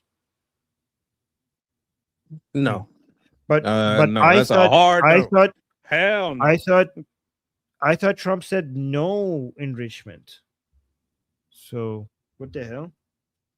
Maybe that wasn't the final deal and he's talking about something that's going to change. That's my best deal, man. My position is still hell no. Hell no. Hell to the no. Isn't that a song? It's like, oh, Pakistan has one, India has one. Why can't I have one? No. Look at this. Donald Trump claimed on social media that the deal forbids enrichment, but the official bilateral agreement signed by his administration includes a provision for a 2-year study to establish U.S.-managed domestic uranium enrichment on Saudi soil. Trump's public statements serve as damage control following non-proliferation backlash, adding a political condition that ties the deal to the Abrahamic Accords, despite the broader allowances in the contract text. Okay, so we need to read more into this then. Yeah, I stand by hell no. You can't Hell just no. say, oh, because Pakistan has one and India has one, I want one too. It's like, no. If Pakistan and India jump off a bridge, are you going to jump too? You can't just be like your neighbors. We're not doing that. By the way, speaking of Indians dropped the ball on this because Pakistan was getting before Pakistan had a nuclear weapon. The Israelis came to the Indians and they had a plan to destroy Pakistan's ability to get a nuclear weapon.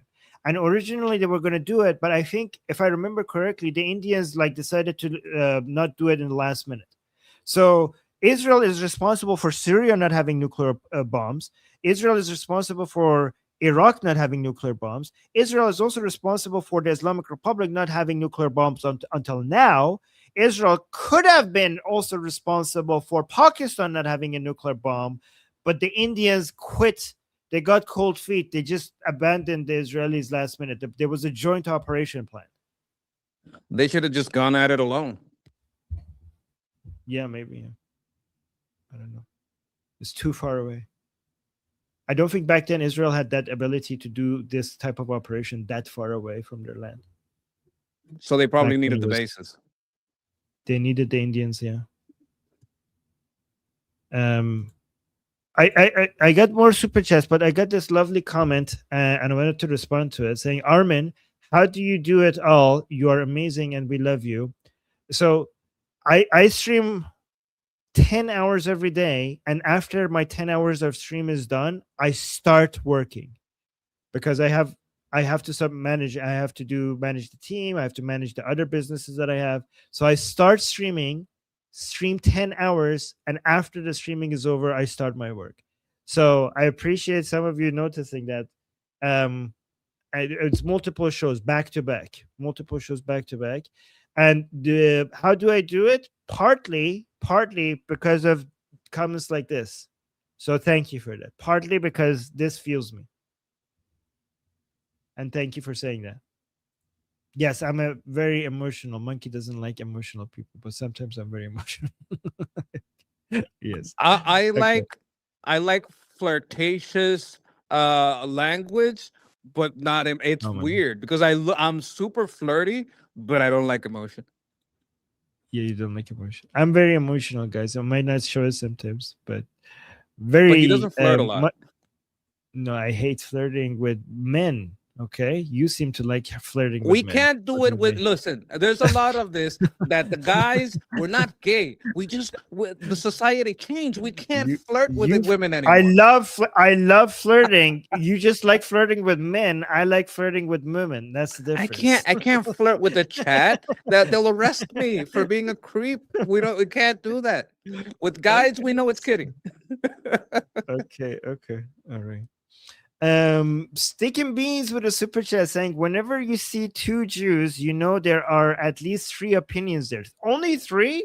I was in Israel. My experience was with 2 Jews, you get 5 different opinions. Yeah, so yes. Maybe that's the minimum. By the way, that's the minimum. Yeah, that's the floor.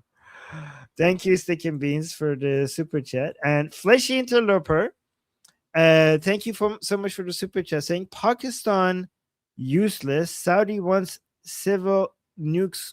Go figure. Oh, civilian. Yeah. Okay. Yeah. No, you're right. So I think that you're right. I think what Flesh Interloper is saying that Saudis realize that their defense pact with the Pakistanis is useless. So they want their own bomb. And you know why you're right, Monkey? Because Mohammed bin Salman said that they want to nuke themselves. They want to have they don't want to nuke themselves. They want to have and nuke themselves if the Islamic Republic gets a nuclear weapon, and we can't have that. Yes, Fleshy is right. I did hear the king say that. Yes. And Guy with another super chat saying, I talked about it in depth today. I'm with Monkey. Yes, guys. Go share here's let me actually put the link to Guy's channel in the chat. Yeah, that's the good thing about it. You know, he goes in deep and he stays in long. He's going to stay in the pocket and he's going to get to the bottom of it. He goes in very deep into a topic. He stays in there, and he's going to cover it completely. I support this. Yeah. Yes, so I put even though Guy usually doesn't like my takes, he doesn't seem to agree with me. I will still promote his channel. Link in the chat. It's good for a diversity of opinions. Go support him. Subscribe to his channel. Thank you, Guy. Thank you for the super chat. And then Justin with another super chat saying, Trump desperately wants his Abrahamic Accord to become his legacy. It's a good legacy, to be fair. It will change. You know, the only thing better than the Abrahamic Accord, Cyrus Accord. But I mean, if we do get on a Cyrus Accord, it's because we had the Abraham Accord to begin with. It will be built upon that. So honestly, Abraham Accord working is bringing peace to the Middle East. That's what that means, and it's an awesome legacy to have. I can't think of a better one, right? Saying, I'm afraid he's letting that to drive his decisions. I think that explains the MOU. Well, the MOU I still think the MOU did hurt the Islamic Republic in a way that most people don't understand, right? I mean, and I've been explaining it, so I don't know what I mean, look at this result of the MOU, Justin. Monkey was right about this. They got none of the benefits. They got all of the cost, all of the ideological damage, all of the loss of faith, all of the infighting. The Americans got all of the benefit. The Americans got the rest, the restockpiling of the munitions, the basically the time that they need to prepare for the oil reserves, recovering for their lower oil reserves, and anything else politically that they needed. they got all the benefits, and the Islamic Republic got none of the benefit. They didn't get the $24 billion in frozen funds. They didn't get the $300 billion in investments. They sold their oil, and they got none of the money and none of the hay and none of the corn. So they got zero of the benefits. So what's the issue with the MOU? The MOU worked beautifully. And I think the Abrahamic Accord is worth pursuing. It has worked beautifully so far. And if it keeps expanding, it will bring peace to the Middle East. So I do agree with this plan, right? The MOU also creates the legal framework for the escrow accounts that will end up making the budget for the government in exile. When there is a transitional government, the MOU will be the legal framework used to budget it and to recognize it all across the world. Because they signed it, that gave us a power over their money that is very important. I think a large part of us wanting them to sign that paper is that, like, we now have a legal framework approved by Congress. We have the banking system needed for a transitional. This is like the base legal framework for transitional government is in the MOU.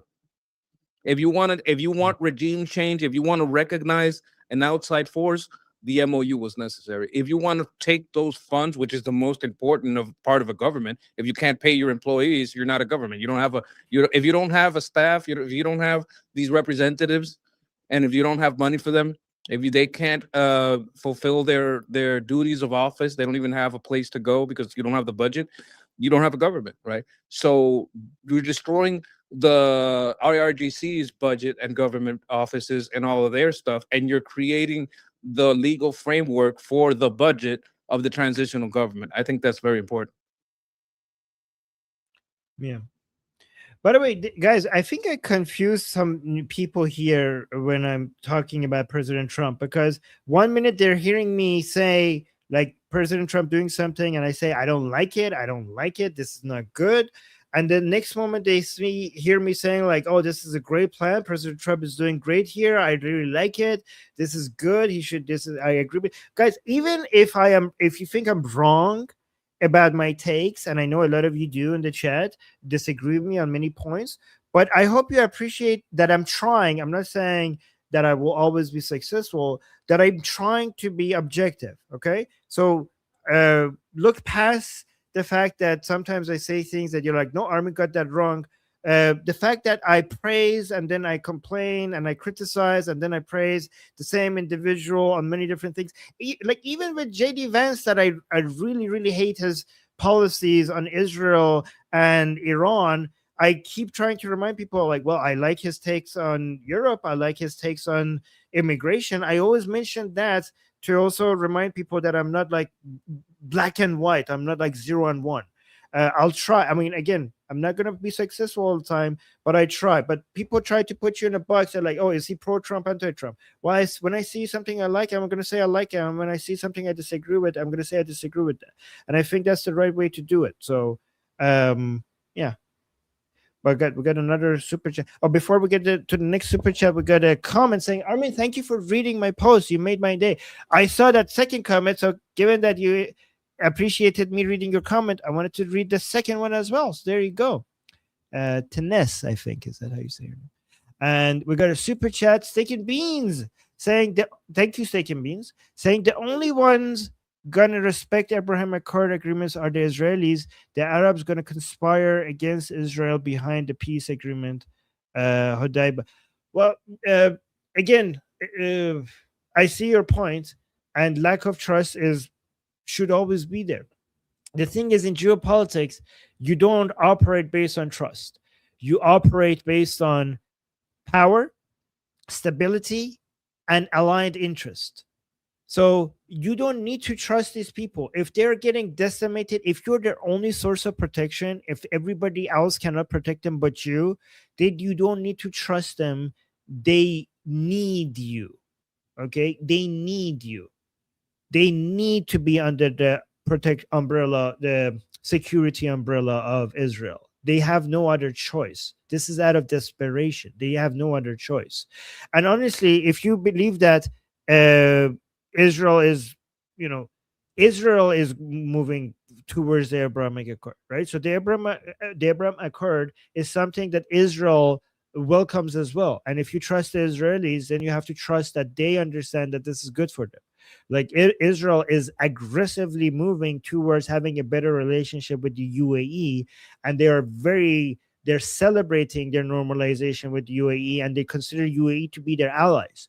So I'm not asking you to trust the UAE, but if you think Israelis operate based on good intelligence and they make good decisions, so the Israelis want this, so they must have a good reason for wanting this, right? I would add to And that we don't want to judge them by the worst of their dirkas anywhere any more than we want to be judged by the worst of our blue-haired land whales. ooh, that's a good one. Yes, we shouldn't generalize Arabs. Okay, we shouldn't generalize Arabs because the Arabs, we have atheist Arabs, we have Christian Arabs, we have secular Arabs, we have Arabs that are genuinely want to be friends of the West. Okay, so we cannot generalize all Arabs. There are many people. They're not. I mean, they're not the majority, to be fair, but there are many people in these countries that are on our side and we should see them. Okay, one reason why I love Israel is because Israel treats its Arab population with a lot of respect, and a lot of Arab Israelis, the 20% Arab Israelis, are becoming more and more patriotic, to be honest, like in Israel, and more Zionists, which is, you know, so I would also yeah, I mean, remember that's the only non-apartheid. Like every other country around it is an apartheid. You're not going to see Jews in the government and of any of the other places. They're not going to hold any government positions anywhere in or any important business positions anywhere. Right? They're not going to have power anywhere else. Every Islamic country is an apartheid. People like to talk about apartheid, but you know, only when they're talking about Israel, the one place that is not an apartheid. every single Islamic country is an apartheid. The only such a good point. That's a really good way of phrasing it, Monkey. The only country in the Middle East and North Africa that is not an apartheid is Israel, and that's the only one that gets accused of being an apartheid. Very good point. Ooh, Justin with another super chat saying, if that's all the MOU was intended for, then we don't need Arakshi, Ghalibaf, and company anymore. But we're still keeping them around. Why? I mean, I'm in I'm in favor of taking those people out. So you know, I would, if you think that we should have ended them yesterday. I'm not gonna complain. I'm not gonna disagree with that. So I'm completely with you. Yeah. Don't threaten me with a party because I'll party hardy. Like I'm down there with you. Let's go. Yes. If you're saying my criticism is that why Ghalibaf Arakchi is being spared now, then I agree. Then yes, I agree. Like get rid of them. Get rid of them now. Fast, immediately. Just let the Israelis do some cooking. You don't even need to do anything. Yes, I hope so. Soon. Maybe Friday. Like if Guy is right and Friday something big is going to happen, maybe this Friday. I heard the Israelis are saying like we're not gonna come. We're not gonna come. If it's gonna be with restrictions, we'd rather not even come. that's right. Israelis are saying like I heard you're inviting us to war. Well, is it going to be with or without restrictions? Because we're going to stay home if it's with restrictions. I maintain that Israel is the ace in freedom's sleeve. When freedom needs to be set loose, they're going to pull that ace out of the sleeve and they're going to use their intelligence to start, playing bingo like crazy. I think that's when you do the decapitation strikes. You hold Israel back and they say, okay, now we're doing the decapitation strike. Israel moves in. They have, I think, in the world right now, the ground-based intelligence. You don't want to waste that. You want those assets to move in a way that they know how to use it. And I think that might be what happens. I'm not sure. But I would be very, very surprised if Israel enters the phrase and we don't hear a lot of bingo. I think that's what's going to happen. Yeah. You know what I think? I think Arakchi and Ghalibaf are desperately trying to get the Americans to spare them in the third round, right? So they were trying to, I think Ghalibaf, if I was Ghalibaf up until recently, I was trying to get President Trump some of the things that he wants so that we don't go through the third round of this war. But now, if my assessment is that the third round is coming, I am basically on my knees begging like President Trump to give him something. So once the third round comes, like put me on the no-kill list for the Israelis. This is what I would be pushing for if I was Ghalibaf right now. Please, please, when the Israeli fighter jets are in my are above me, please they want to get United States to hold Israeli back on not killing him. Like kill anybody you want, just put me on a no-kill list like before. That's what they want. But what do you get in return? Okay, you want that? What are you going to give me? What can he give? I'm gonna be if I'm Ghalibaf, I've already given you so many people. I give you information about how to get this guy. I give you information about what they're doing. I sold out so many people for you. Nobody else is selling people out to you like I am. So you need I would me. say you're speaking of the past. That is a waste of time. I asked you what you're going to give me. If you want me to hang up, you're going to keep talking about the past. If you want to stay on the line with me, you got to tell me what you're going to give me. How about the maps to the tunnels of Pickaxe Mountain? How about that? You want that? Do you have that? Do you have that? Because you didn't even know where Mustafa is. No, no, I do. That's why. No, actually, you're right. No, I do have that. I do have that. Is that good? Well, does he have it though? Like, would that be a real statement? Like he would have. If we're playing this game, what can he give? I know one thing he can give. You can get it. What? What do you want? So you declare yourself a life lover, right? You want me to spare you. Okay. Oh yeah, I'm doing that from day one. Okay, you want to live, right? You come over here. You tell the world that that's not a real government. That's not a real constitution. That government has had a coup. You can't get to Mustafa. Nobody knows where he is. That's a fake government, and a government in exile must be declared because the Islamic Republic is basically dissolved. No one knows who's in charge. No one knows who's in charge. Everybody is trying to play for power. No one knows where the real power is. And as head of state, as I have been assigned publicly, I declare this government in exile. And then we have the legal framework to do that. Maybe Aragachi comes over and he signs on to it too. Well, okay, and so then you leave them that might if he does that, they will arrest him and execute him, right? So maybe something small, like if he does that, not if he does it in Paris. Yeah, okay, yeah, maybe that would be good. Something in between. How about something in between? How about just come and publicly announce that you lost, admit that you lost. That would be a good. No, that's not enough. For me to spare your life, no. A little announcement on the TV. You lie on the TV all day. Why would a new lie be different to me? No. I need signing. So you want him to go to? You want him to run away to Paris? Yes. And then I announce. Okay. How much do you want to live? But then, what would I have to say? What would be my guarantee that when I come to Paris, I wouldn't be arrested and put in jail for, for you're the fact that you signed the papers and gave us everything we wanted, and so now we have permission to use our MOU to create a government in exile that's funded. Like if you're giving us the keys to legally go against the government in exile, you mean like Pahlavi or the surrender period of the Islamic Republic? Yeah, well, surrender period, Pahlavi, the power to use the MOU to make a transitional government, start that ball rolling. Get past this IRGC exists point. Okay. That's the only way I'm letting you live. He's not going to do it, so kill him then. I say we kill him. That was, like I said, don't threaten me with a party. I'm down with it. Let's take him out. Yeah, okay. All right. Steak and Beans with a super chat saying Arabs generally saying Muslim, never gonna trust. I judge people individually. If somebody is a Muslim, I will aggressively disagree with their views on Islam, but I'm not going to completely dismiss them as not trustworthy because they're Muslim. There are Muslims that, nominal Muslims who I aggressively disagree with them on their views on Islam because I'm very anti-Islamic.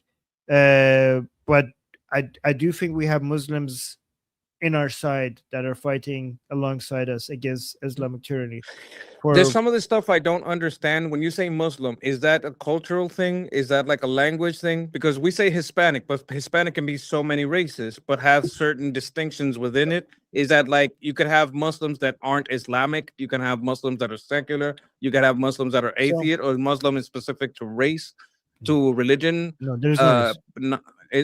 I don't understand sometimes. So you could be a Muslim that is just prays, a couple of times a day, fast during Ramadan, doesn't drink alcohol and pork, but does have a very low understanding of Islamic teachings or has a misunderstanding of Islamic teachings, and has a good person that might even be on our side against the Islamic Republic, right? But they think Islam is good is because their interpretation of Islam is wrong. Islam is not good. Islam is bad. They're good people, and they think Islam is also good because they believe a wrong interpretation of Islam, but they themselves are good people, and they say that they stand under, like, so for example, we have Muslims who are pro-Israel, right? Muslims who are pro-Israel, and they think Islam is not bad. They're wrong, but they themselves are good people. So is like Hispanics all talk Spanish, no matter the color they are, and Muslims are all kind of Islamic, even if they have varying degrees of adherence. I wouldn't compare it to like a religious group to an ethnic group, but here's how I would categorize. No, but Hispanic is language, not ethnic. Okay. Then I must. So no, I'm not talking about a cultural Muslim, because a cultural Muslim is somebody who doesn't believe in Islam, but participates in the cultural activity anyways, right? So I'm not talking about a cultural Muslim is somebody who's not a Muslim, but is just involved in the community and does the rituals and the traditions because he's just too involved in the community to quit that. So I'm not a cultural Muslim is basically somebody who's not a Muslim. I'm talking about actual Muslims. There are different kinds of Muslims, right? There are fundamentalist Muslims, right? Then we have nominal Muslims, and we have minimalist Muslims, and then we have reformist Muslims. But forget, like, we know who the fundamentalist Muslims are. The reformist Muslims, I don't want to explain right now. They're small minority, insignificant. But the main Muslims I'm talking about, which are big in number, are nominal Muslims and minimalist Muslims.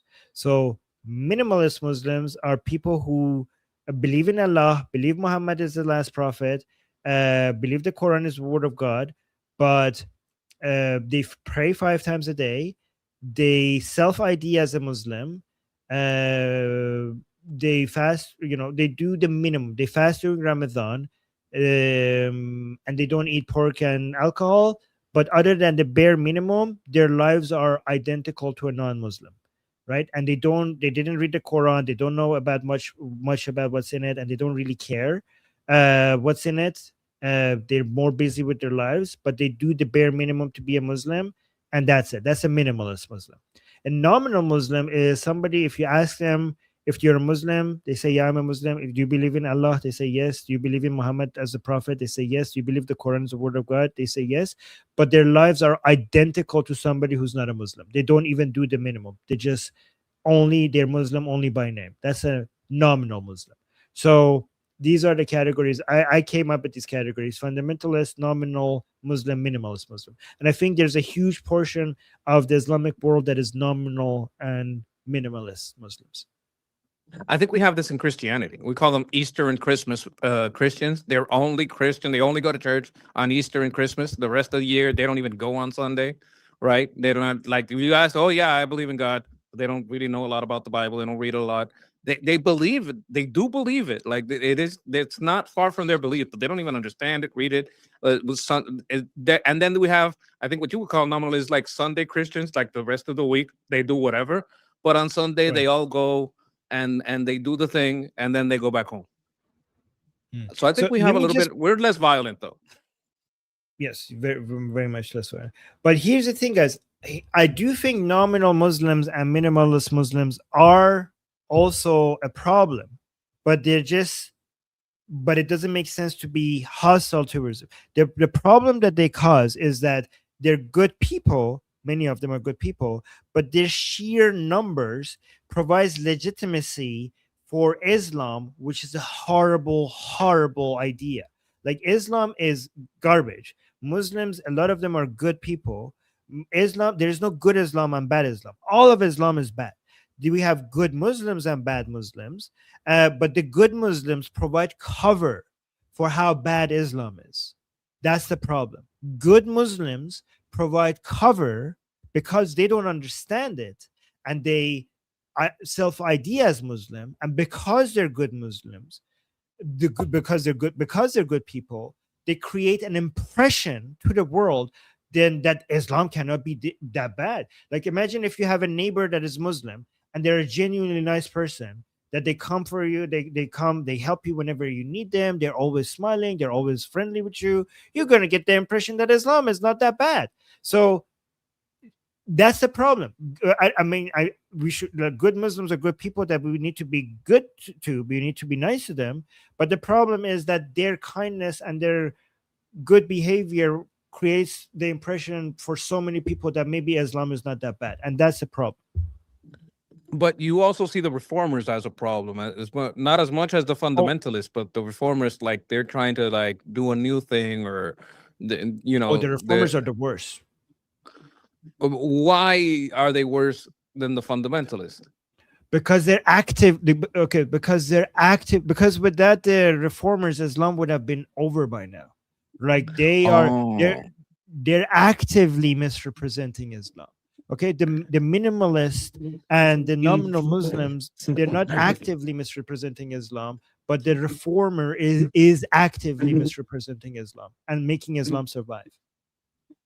So is that like the Taoists that lie about it and try to make it look like it's something it's not, and try to bring people in? Oh no, it's great, we don't do that, we're great people. The ones that lie a lot about it, or is that what's own thing? Taoist depends on the type of dawah, right? Some Taoists are fun. Yes, yeah. Anyways, I've derailed you again, but I think it was a good time. No, I did it myself. But was that it was useful? The super chats. That's what did it, yes. And we thank you for those super chats. Was that a helpful categorization, guys? Let me know if that was helpful, because I think, I was that helpful, Monkey? That categorization for the understanding. Look, I think the super chats speak for themselves. There is an interest in this topic, and it's just mathematically there. So Sikkim means saying pro-Israel Muslim is taqiyya practice. Take no chance. Not true. There are Muslims who love Israel. Not always. It's not always taqiyya. It's not always taqiyya. Most Muslims don't know what taqiyya is, and many Muslims learned about taqiyya from non-Muslims. Most Muslims have no clue what taqiyya is, and the ones who do know what taqiyya is because non-Muslims told them about it. And I've met pro-Israel Muslims. I agree. Like, Sikkim means Israel proudly has Muslim IDF soldiers that sacrifice their lives to protect Israel, and they don't have to. Military is mandatory for Jews in Israel. It's not mandatory for Muslims, and there are Muslims in Israel who proudly go and defend their country. And you know what? The IDF brags about them. The IDF constantly puts them in front to show other Muslims that the IDF is for them as well. Good stuff. Yeah. And somebody in the chat was saying Muslim equals Islam, period. Just because you put a period at the end of something doesn't make it true. Also, if Muslim and Islam was the same thing, they wouldn't use two different words for it. And Sticking Beans with a super chat saying, not hostile, but never trust. There's a difference. I don't even trust myself. It's like, yeah, don't be hostile. So I agree with that. I don't trust anybody, including myself. Okay. Yes, but when be it comes nice to people. state actions, you don't trust France. You check that the deal is going as it should go. When it comes to business, you don't just trust Amazon. Amazon doesn't just trust a UPS. They check each other, right? When it comes to business and states, you have to check each other. You don't just blindly trust. These things have checks and balances. The Abraham Accords has to have checks and balances for it to continue. It's an accord. That means two people have to keep up their part of the bargain, and that's an ongoing check. Yeah, you shouldn't even trust your allies because it's all is based on aligned interest, right? I sure as hell don't trust the UK government. So, okay, Arash with the super chat saying, "Do you think the problem is Islam? In Islam is where the institutions and academia are located and the kind of clergy students they push out. The problem with Islam is Islam itself. It's the fundamentals. The problem with Islam is the fundamentals of the Islam. The problem of Islam with Islam is its teaching. The problems with Islam is what's written in the Quran. If you could separate Islam from the yes, yeah, in what Muhammad did and say and the so-called revelation from God. If you could separate Islam from the Hadith and the Quran, first of all, it's not Islam anymore. That's the only way to fix Islam is to separate it from its teachings. And if you could do that, it's not Islam anymore. Thank you, Arash. Gigi with the super chat saying James Lindsay. Yeah. I know James. I don't know why I have a problem mispronouncing him. And others revealed milestones. Sayyid Qutb studied Marx, Lenin, Bolshevism, Hitler, and other Western philosophy, trying to craft a movement for jihad beyond even fundamental Salafis. So Sayyid Qutb, in all of his books, including Milestones, he used the strategy of all anti-American forces, but the fundamentals were based on Islam. The idea that Islam is supposed to rule the world and the world of Islam fundamentally has to be at war with the rest of the world that is not Islamic. That foundation doesn't come from Marx, Lenin, Bolshevism, Hitler, or any other philosophy. That foundation comes from the Quran. When he studied these other people, it was a study of tactics in the modern times on how to fight back against Western hegemony, against American power, the global dominance of Western power.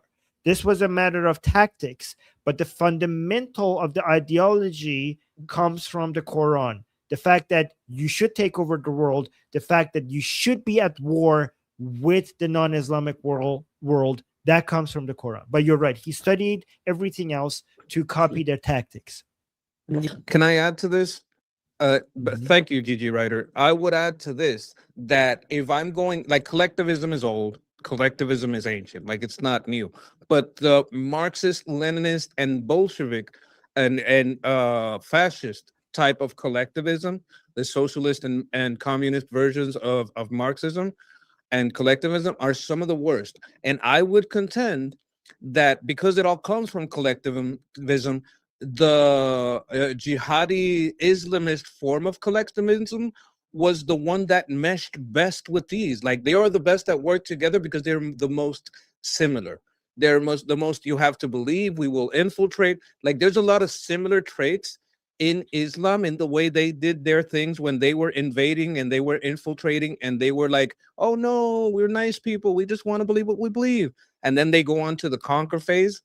Like, there, I see that within Leninism, Bolshevism, and fascism. Like, they're like socialists, no, we just want to represent, and we're being oppressed, and then they switch to face the wall. Like, I would say that they mesh. That's why Islamo-communism has a lot of meshing where it goes. and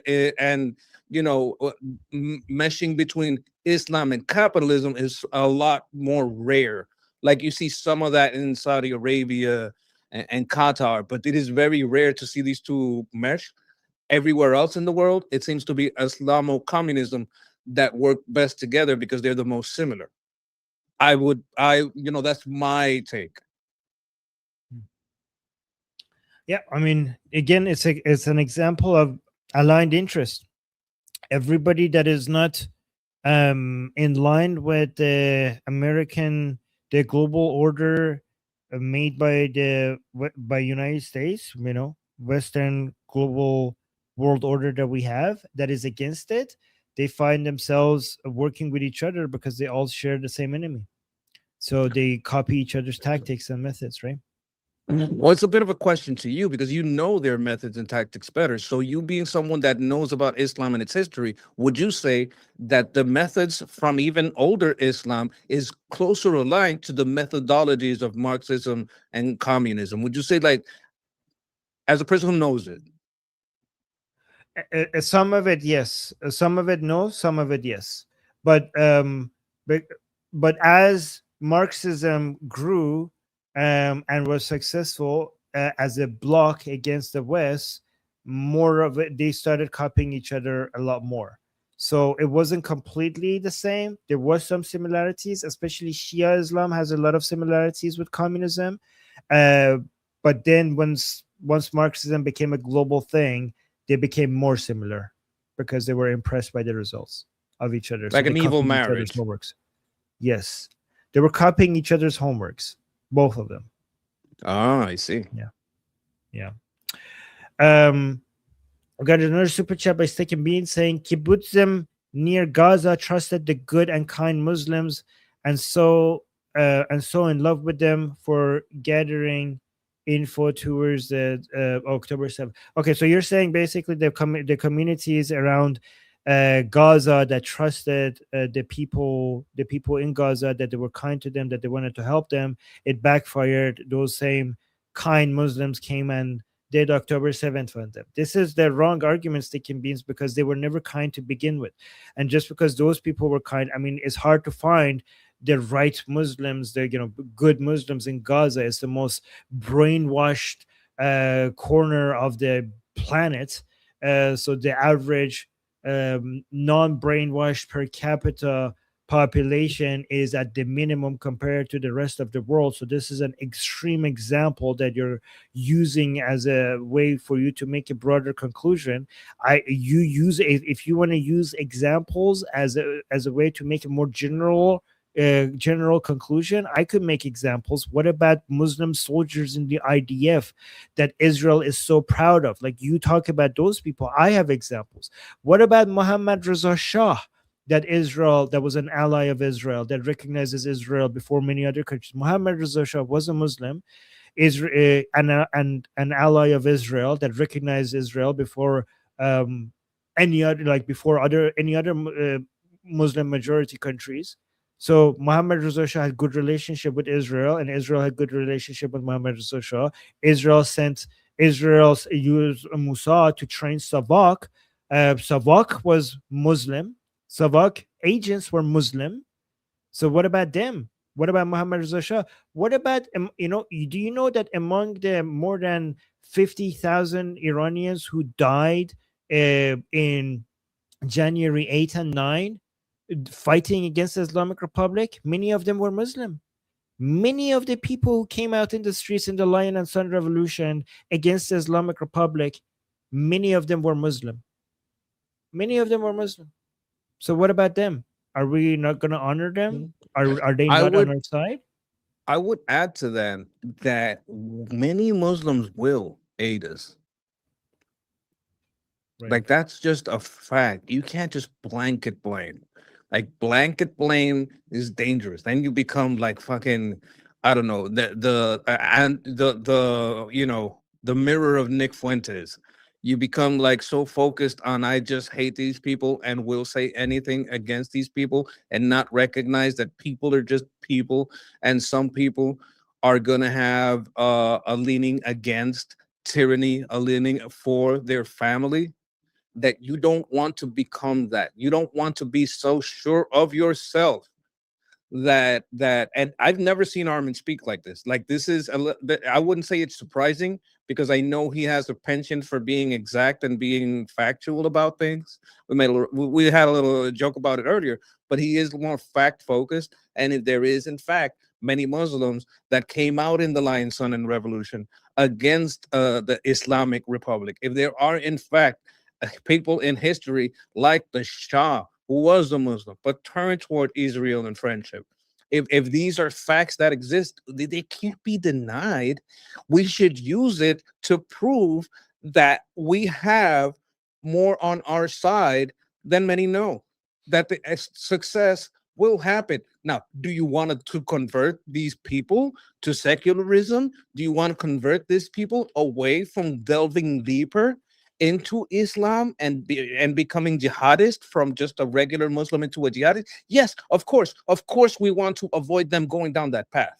There's no doubt about that. Would we like to see them, come to atheism or Christianity or Judaism or whatever, Buddhism, whatever makes them more open to having a less hostile, forward-looking outlook for their faith? Yes, we want that. I mean, that's not something that we're going to stop wanting. There's nothing wrong with saying, hey, some of these guys are good. We don't want to kill all of them. We want to hope that they come to a better understanding of the world and a better possibility of getting along with everybody else. You can't just go blanket on stuff. 100% agree. Dajjal, by the way, Dajjal, I just made you mod on the chat. Let me know if you saw that. Dajjal is saying, like Armin said, the reformers are the worst because they give it cover. Nominal Muslims also provided cover, even if only unwillingly. I 100% agree with this. The fact that is unwillingly means that they're not our individually, they're not our enemies. So if it's unwillingly, it means that we cannot be hostile towards them, right? But I agree with this 100%. And Sarah is saying, it's true, there are some lovely Muslims, but fuck, I hate Islam. I 100% agree with you. I hate Islam with passion, and I've been fighting against it all my life, partly because I care for Muslims. I don't hate Muslims. I love Muslims. And I think that Islam is a disease and they are infected by it. And my fight against Islam is not a fight against Muslims. My fight against Islam is partly for the sake of Muslims, because I think Muslims are the first victims of Islam. Muslims are the first victims of Islam. If you are against cancer, you cannot be against the cancer patient. You are against cancer for the sake of the cancer patient. Exactly. And I saw someone mention the fact unwittingly. Yes, Yes, maybe he misspoke. Just to be clear on the Oh, word, sorry. like unwillingly is that they are Oh. forced. Like we don't think they're forced. I mean, maybe some of them Sorry. are, but we're saying that they don't know what they're covering for. Like a free spirit hippie that says believe all women. They don't know that some women lie about what happened to them. Like, you can't just believe all of them. You got to believe evidence. You got to have a process, right? Because then it gets politicized. Because then you start believing all Muslims, and then Muslim starts, I am oppressed. You got to pass laws for me. Like, that's how you go down that spiral. You don't just cover for a group, because then that group gains a power that is hard to reverse. That's why you shouldn't be an unwitting bystander of your religion, your race, your gender, whatever. You have to hold your people to account. There's something that the Hermit King Asmongold likes to say: if you do not police the worst among you, you become defined by them. And I think that's very true. When people in your group do bad things, you have to hold them to account. You can't just blanket, stand by them or be silent about it. Right.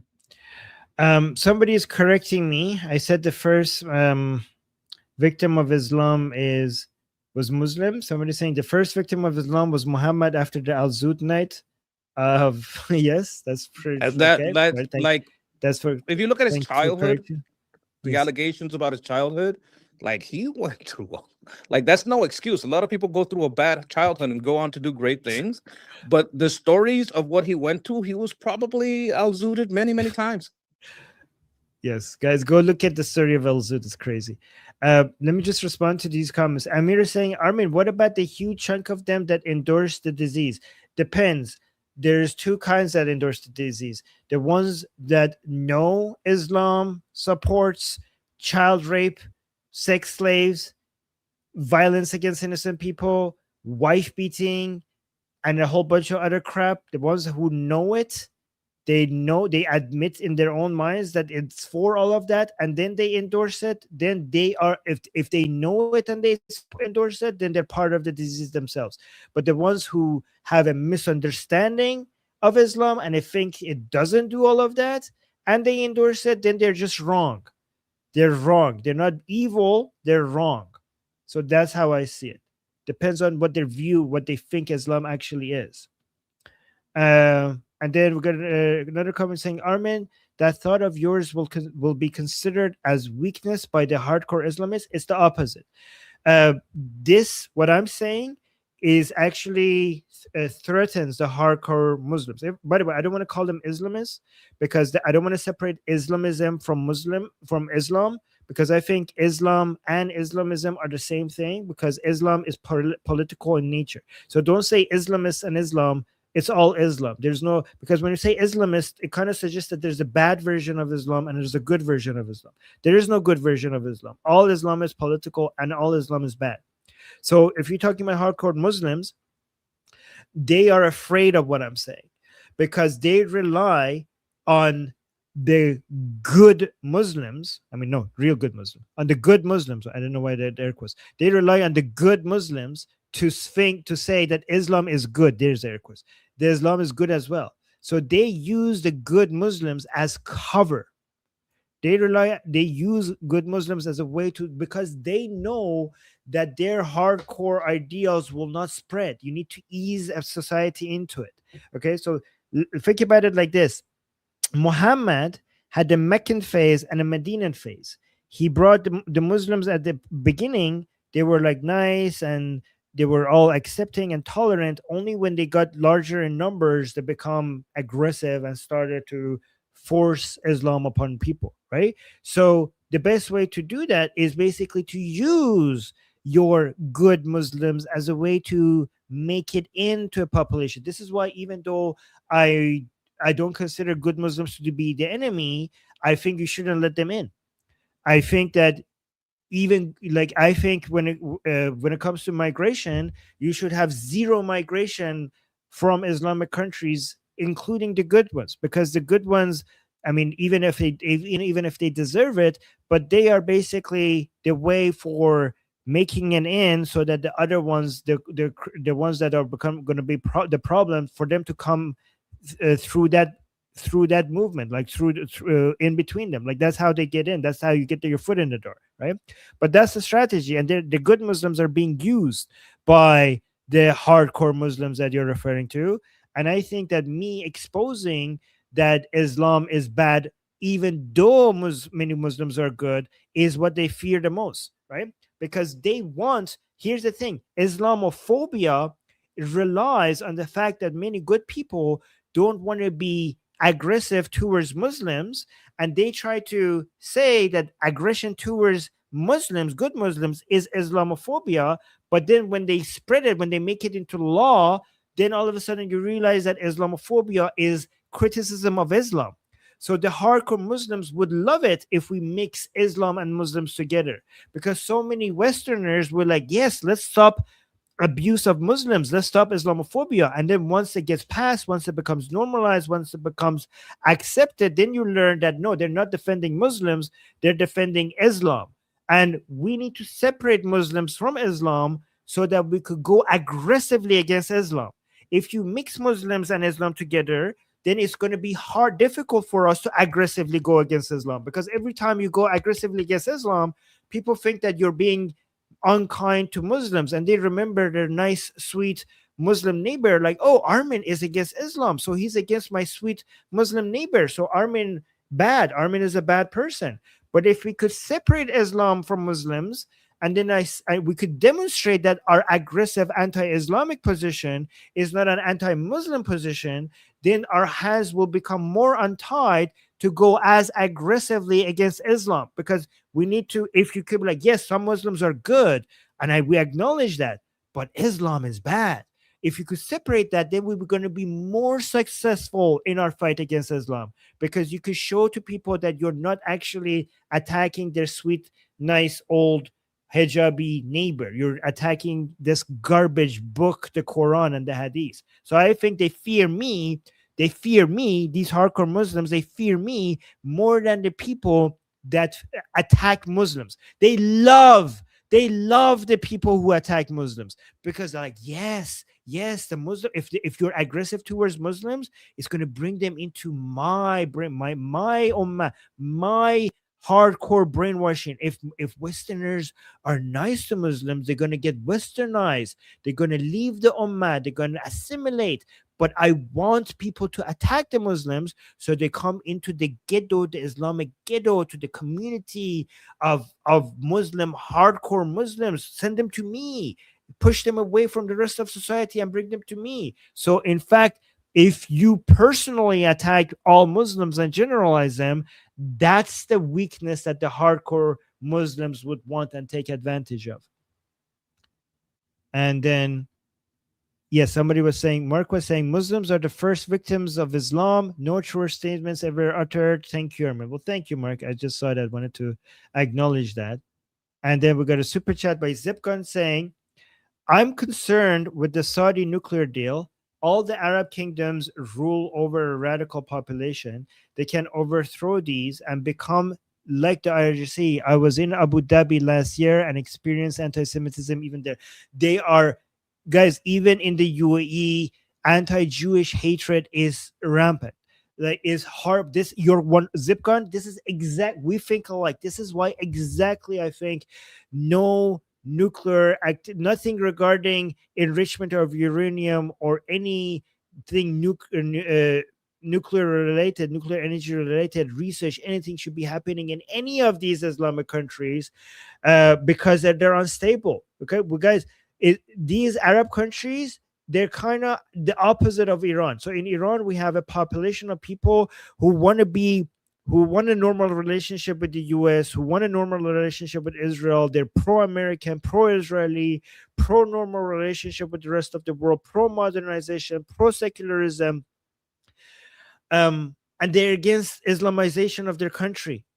Okay, but the Iranian people are pro-American, pro-Israel, but the regime is anti-American, anti-Israel. In these other countries, it's the opposite. The governments of Saudi Arabia, UAE, they want to be close. They want to have a bigger, better relationship with the United States, but the people there are aggressively anti-America and especially anti-Israel. So many of the people living there hate their own government, and there's a I don't want to say high, but significant chance of an Islamic revolution in these countries, especially in Saudi Arabia, but maybe not in the UAE, but in Saudi Arabia, like we saw in Iran in 1979. So it's a horrible idea to give them access to stuff like this, and then wonder if the population ever there is going to get their hands on it.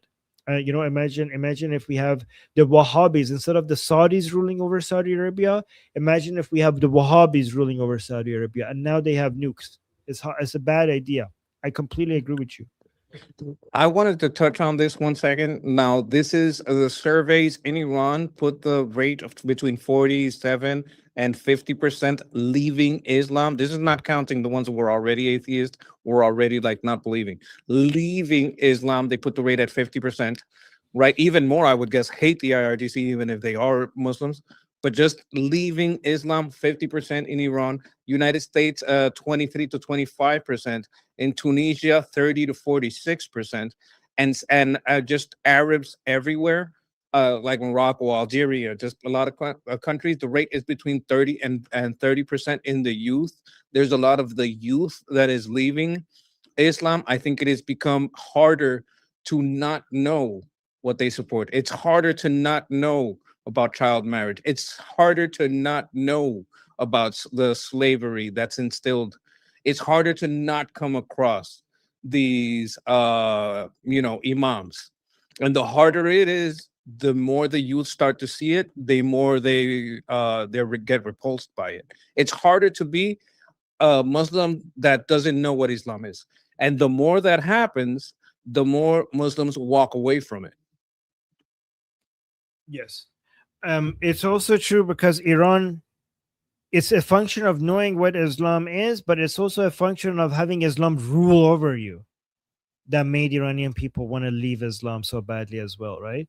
When you experience Islam, yes, when you see Islam, when you see it in effect, then like, oh yeah, no, that doesn't look good. Because yeah, I mean, there's a lot of information available. It takes people, a lot of people don't go check it even if it's available. But in Iran, it's hard not to know what Islam is about because it's being enforced, and that's why the numbers that you pointed out, it's the greatest mass exodus out of any religion in history.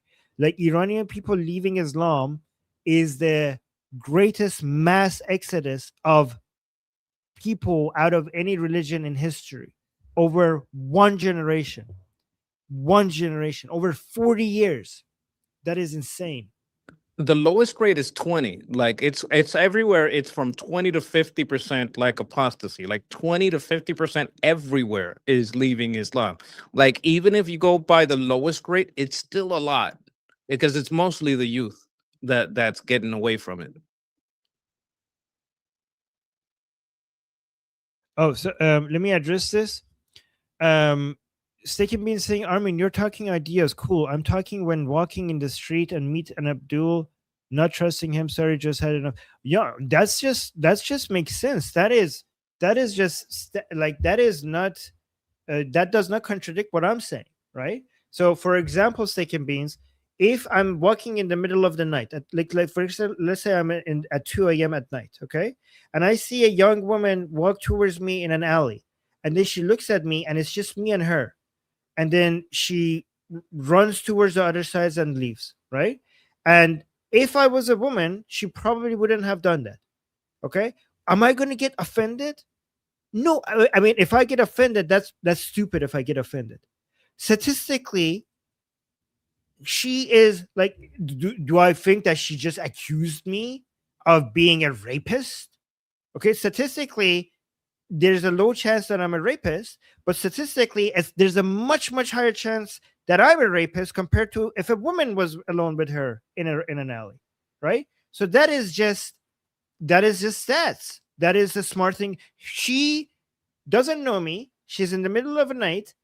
If she's profiling me for being a man, she's justified to do that, okay? Because she's being smart, and I shouldn't take an offense to that. And that Abdul guy that you're saying, even if that person is a really good, kind man, he should understand statistics, and he shouldn't take offense to that either. If that Abdul guy is a nice Abdul, but also a smart Abdul, he should understand why you have trust issues. Because it's true, here's the stats. It's true that most Muslims are not terrorists. But it's also true that most terrorists are Muslim. That is also true. You have to remember the second part.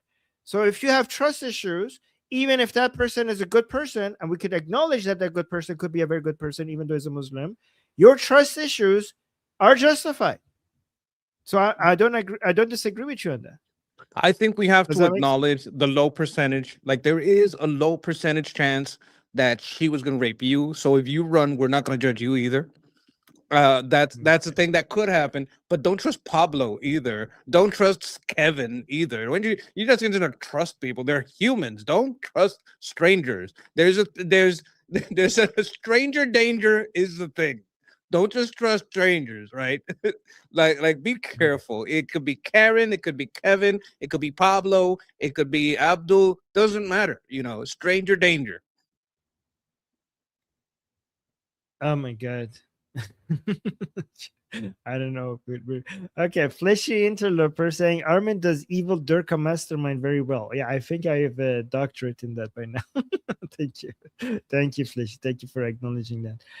Guys, did that make sense what I said last? Like, yeah, there are many good Muslims, you know. So, for example, if me as an atheist, okay, if I see a whole bunch of not Dirk, like a lot of Muslims wearing Islamic clothes in the middle of the night in one corner, and a bunch of Christians in the other corner, where do you think I'm going to go? I'm going to go towards a Christian. Me as an atheist, I'm going to go towards the Christians. I'm going to feel safer towards the Christian. Now, let's say there are 5 Muslims over there, there are 5 Christians over there. Is it possible that all 5 of those Muslims are very good, kind, nice people? Yes, it's very possible. Very possible. But if I had to choose, I'm going to take my chances with the Christians. Right? 100%. Yeah. Yes. I just like, I'm keeping an eye on the chat, and I just want to say, I know you're a good Kevin. I know you're a good Kevin. Okay. I seen some Kevins that I've seen before. I have Kevins in my family. So we're talking about the stranger Kevin. Kevin, si me estás escuchando, tú eres de los buenos. I have a Kevin in my family, might be listening. So I know he's one of the good ones. So I don't want to offend any Kevins out there. I know there's a lot of good Kevins out there. Okay. And Jose from a group chat says, stranger danger is real. Teach all your kids. Yes. Teach your kids about stranger danger. Oh my God. There was a kid. I saw a funny video. The mom was asking their daughter, the little daughter, is like, what if a van shows up and they ask you to come into the van, are you gonna go? And they're like no, and they were like, but what if they have candy? And then she thought about like then yes. So like no. No, like, no. Oh no. It was so funny. I don't like not even like, straight. so this cute. is a good point. Not even strangers with candy, chat. She thought about it for a few seconds, like then yes. Like rolling no, wrong answer. Right. It was so funny. It was so cute too. Zip Gun with a super chat saying we don't have apostasy stats for the Arab kingdoms. Yeah, this is true. This is like true. Iran. You have to like go by online rates, the thing that they're saying in the spaces where they have and can talk. Like a lot of these people, of course, they're like, if you go by the official stats, they all love it, because if they don't, they die. So that you can't, of course, you can't go by the official rates, but there are places that they talk about apostasy. There are spaces where you can have that kind of discussion, and you can kind of see the rate at which it grows. There's different stats and AI and all kinds of measurements that you can take to find the apostasy rate. There's a lot of data that goes into it. The limited data that we had from years ago suggested years ago, like it was above 5%, even in Saudi Arabia. It suggested that based on limited data, it could be more, but it was at least 5%.